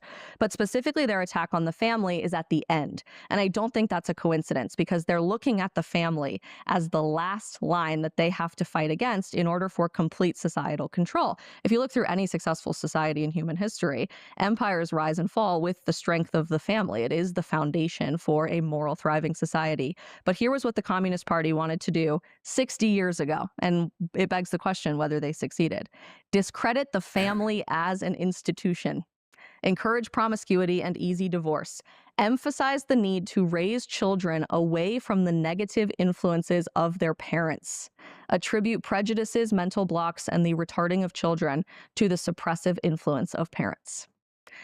That is where we arrived here because there were sinister people at play, not just a particular political party, the American Communist Party, but those they were impacting, the school system, Hollywood, American politics at large, the larger conversation surrounding media all over Western civilization that shaped the political landscape for the last 60 years to arrive here, where it is beneath you as a young woman to give birth, because that's so degrading and disgusting, and why would you want to put your body through that?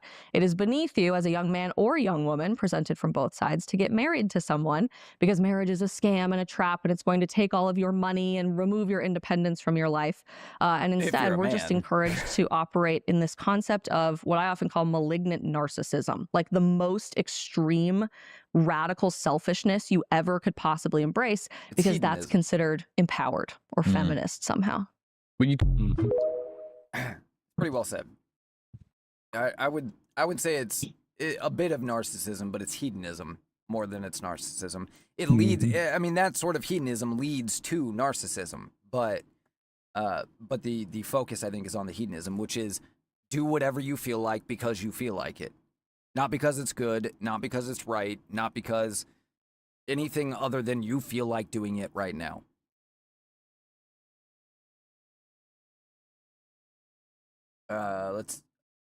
Since we have these up, let me check if there's any major ones that she missed here. So like she said, a lot of the beginning ones are about, you know, getting the US to accept the USSR as legitimate, to disarm the United States at the USSR's benefit as far as nuclear weapons, things like that, because they knew we were well ahead of them technologically.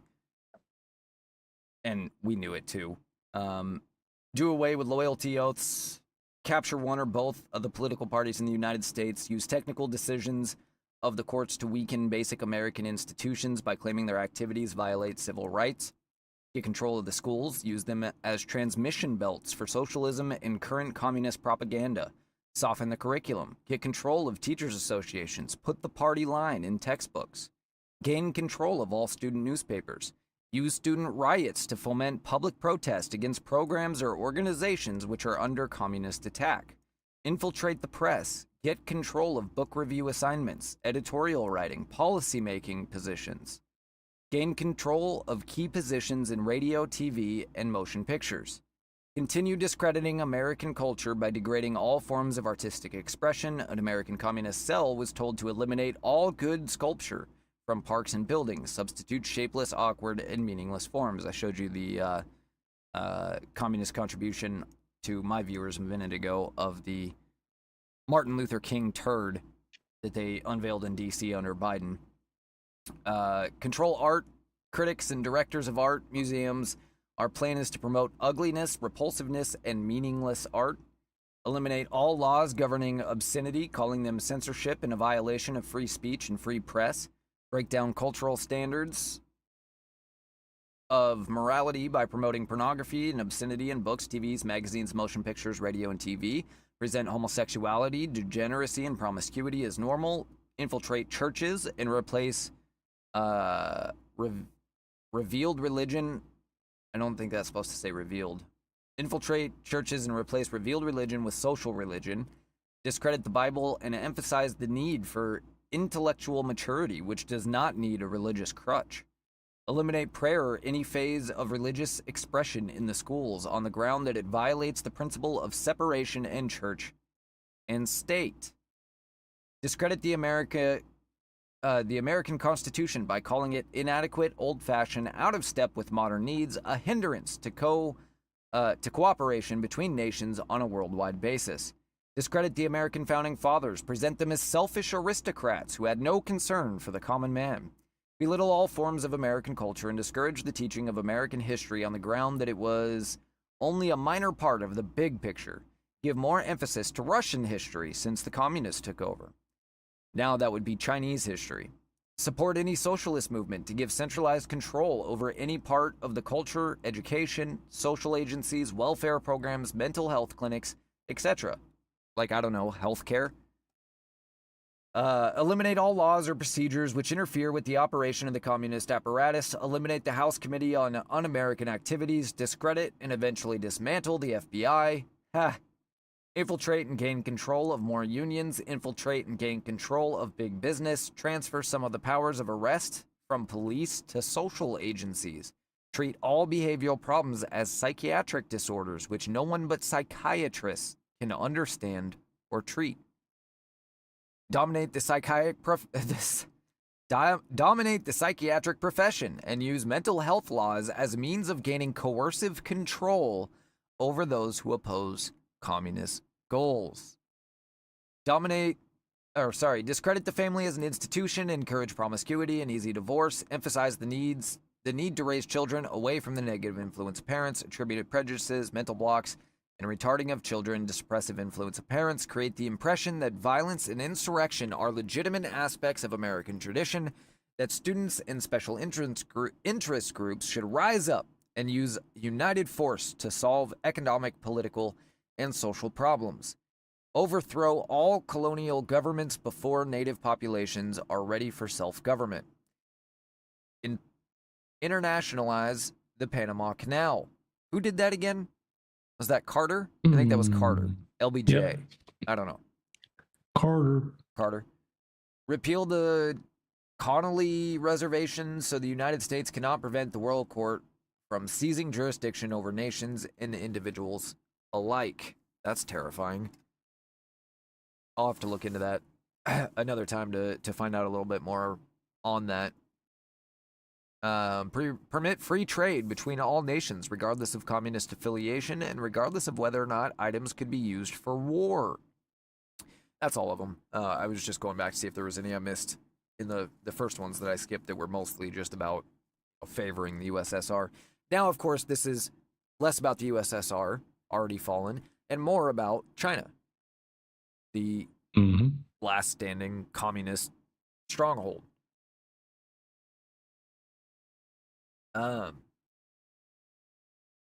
think that a lot of our problem today is that we're so far down this rabbit hole. We are so far down people manipulating American culture and history and just the social discourse in general that a lot of Republicans, a lot of conservatives, and a lot of just typical Americans, we don't understand what's up anymore. We don't remember. We don't or never knew what our values and principles actually were. What is it that we're supposed to be conserving? What is it that we're supposed to be defending or upholding? What is it that is driving these problems? Well, everything I just listed is a good place to start. And this is why we talk about all the time. Go back to the founders' writings. Read their words from themselves and from the people that directly wrote down their words. Read their speeches, read their writings, read their letters to each other and all of that. Because that is the best way, not to be them, but to obtain the knowledge that they had when they created this country, so that you can figure out for yourself which way is up.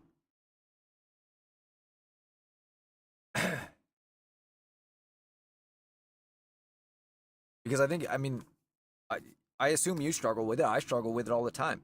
You know, whether something is right or wrong, whether or not, just talking about a few minutes ago, the disagreement I had with another guy who believes that we should just take all the reins off and do whatever they're doing, because if we don't, they will.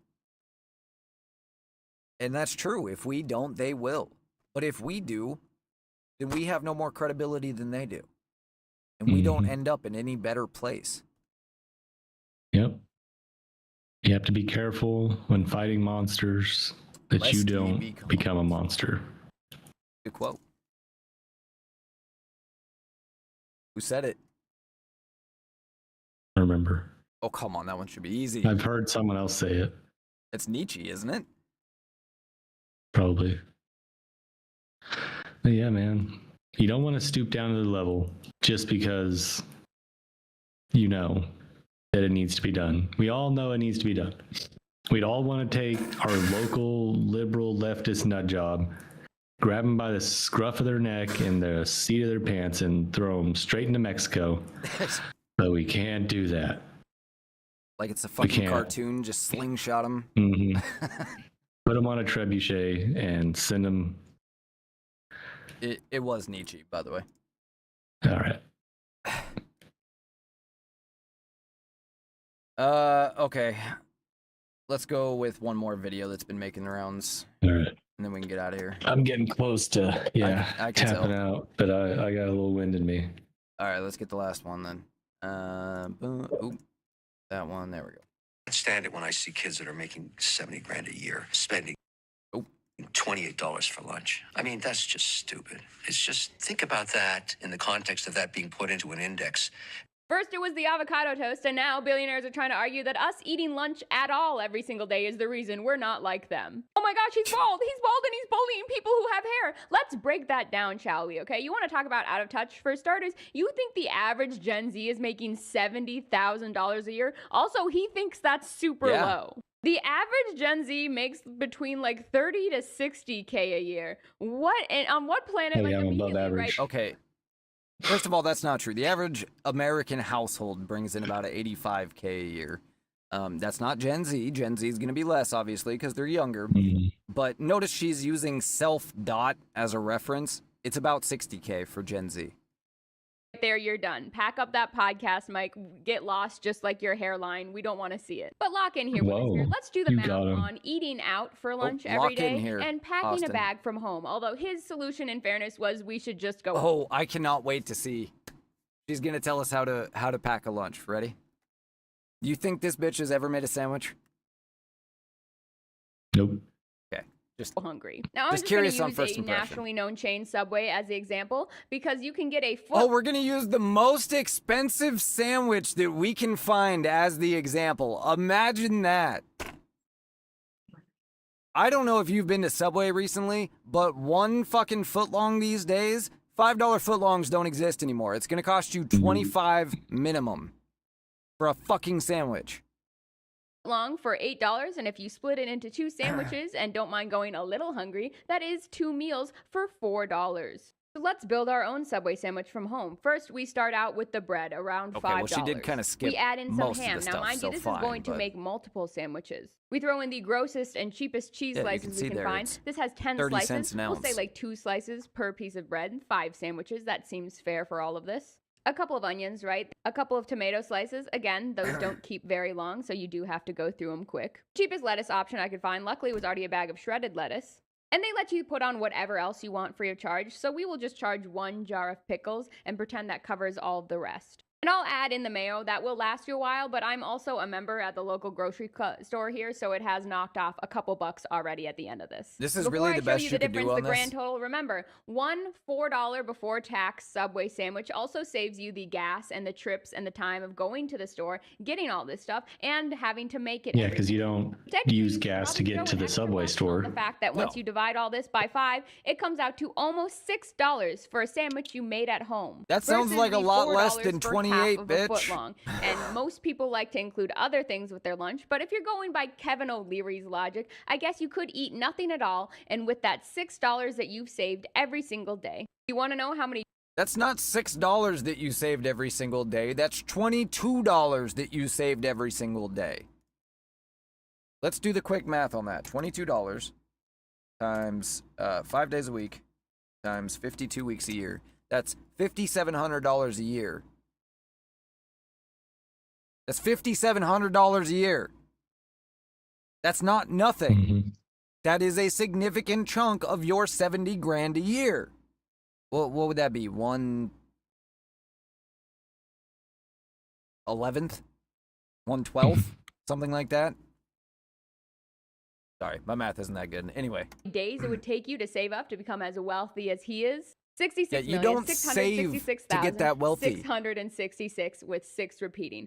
Boy, what an ironic number we stumbled across. I think that joke just wrote itself.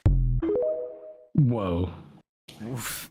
What a You fucking proved genius. nothing. Absolutely. You just said a bunch of stuff into a microphone for 2 minutes or something. Well, she did prove something. She proved she's full of shit because she compared all of this to prove that making a sandwich is far fucking cheaper than $28 a day, and then said it'll only save you $6. Mm-hmm. Just pack your fucking lunch. It's not that hard. And the thing is, like, it's not even the getting the fast food. It's not spending $20 at McDonald's every day that is the problem, right? Because I get it. There is a certain amount of price that is worth the convenience. The real problem is not just doing that, but then spending an extra $25 on top of that to have it delivered 2 fucking blocks to you because you can't get your ass in your car and drive down there. Then it's getting $20 worth of coffee a day on top of that, and maybe another $15 in nicotine on top of that. Now look, I smoke right here on the show. I don't hide it. That's fine. But when you start adding all these things up, you start to realize, well, first of all, my life ain't that fucking hard. My food's delivered to me 3 times a fucking day on a working person's salary. Do you know what a working person's salary bought you 100 years ago, 50 years ago, 25 years ago? You know how much it would have cost in the 90s to have somebody deliver McDonald's to you?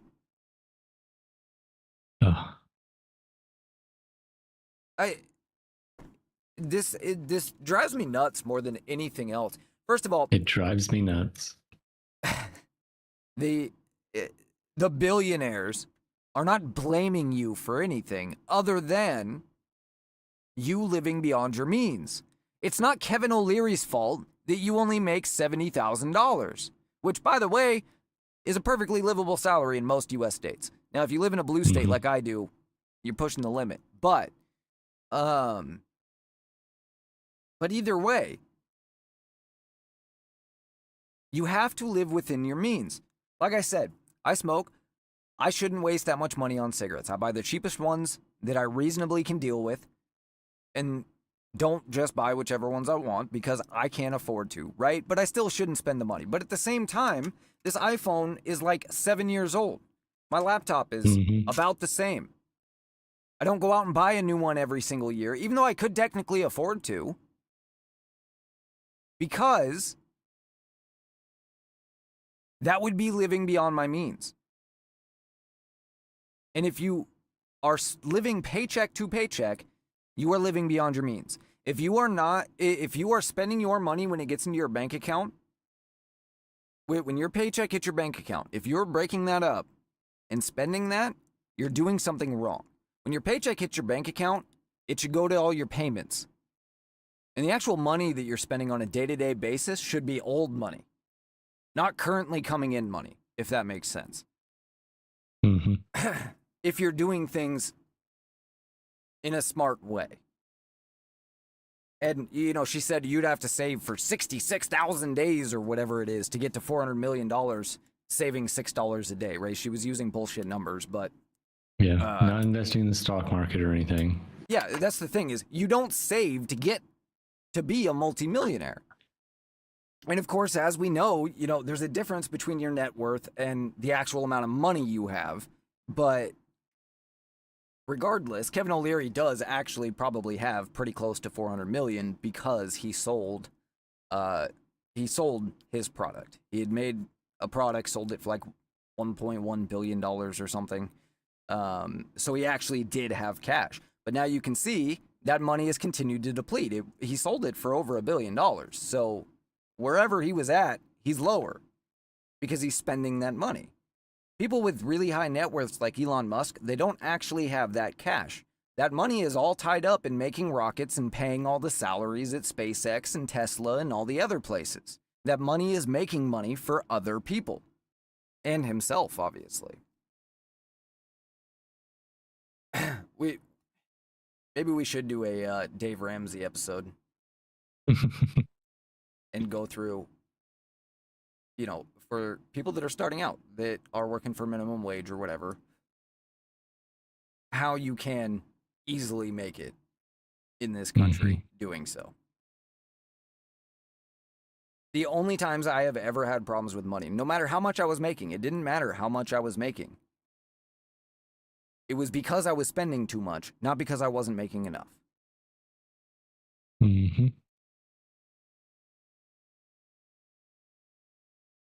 Pretty simple stuff. Honestly, but... All right, where can they find you, Austin? MillerTalk.substack.com. MillerTalk_pod on X.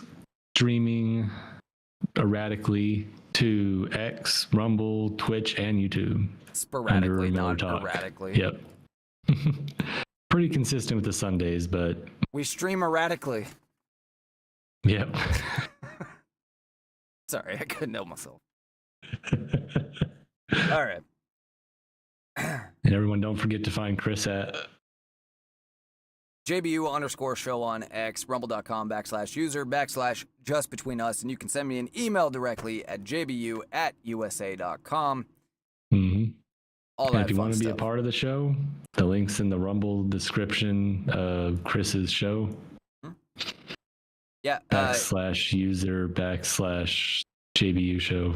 If you've been thinking about calling in on one of these shows, but haven't yet, get your mental preparedness up and do so tomorrow, because I believe we're going to be doing a show tomorrow. Not 100% sure, Hopefully. but we should be here. That's the plan anyway. If not, then we'll see you next weekend and probably some random time through the week. But Mm-hmm. Yeah, especially if this Iran deal does close, we might go live for that. So yep. All right. I think that's it. Pretty sure that's it. So now we got to do this one. There we go. All right. With that, my name is Chris. I'm Austin. And this has been the JBU Show Miller Talk podcast program Live special. show. Live.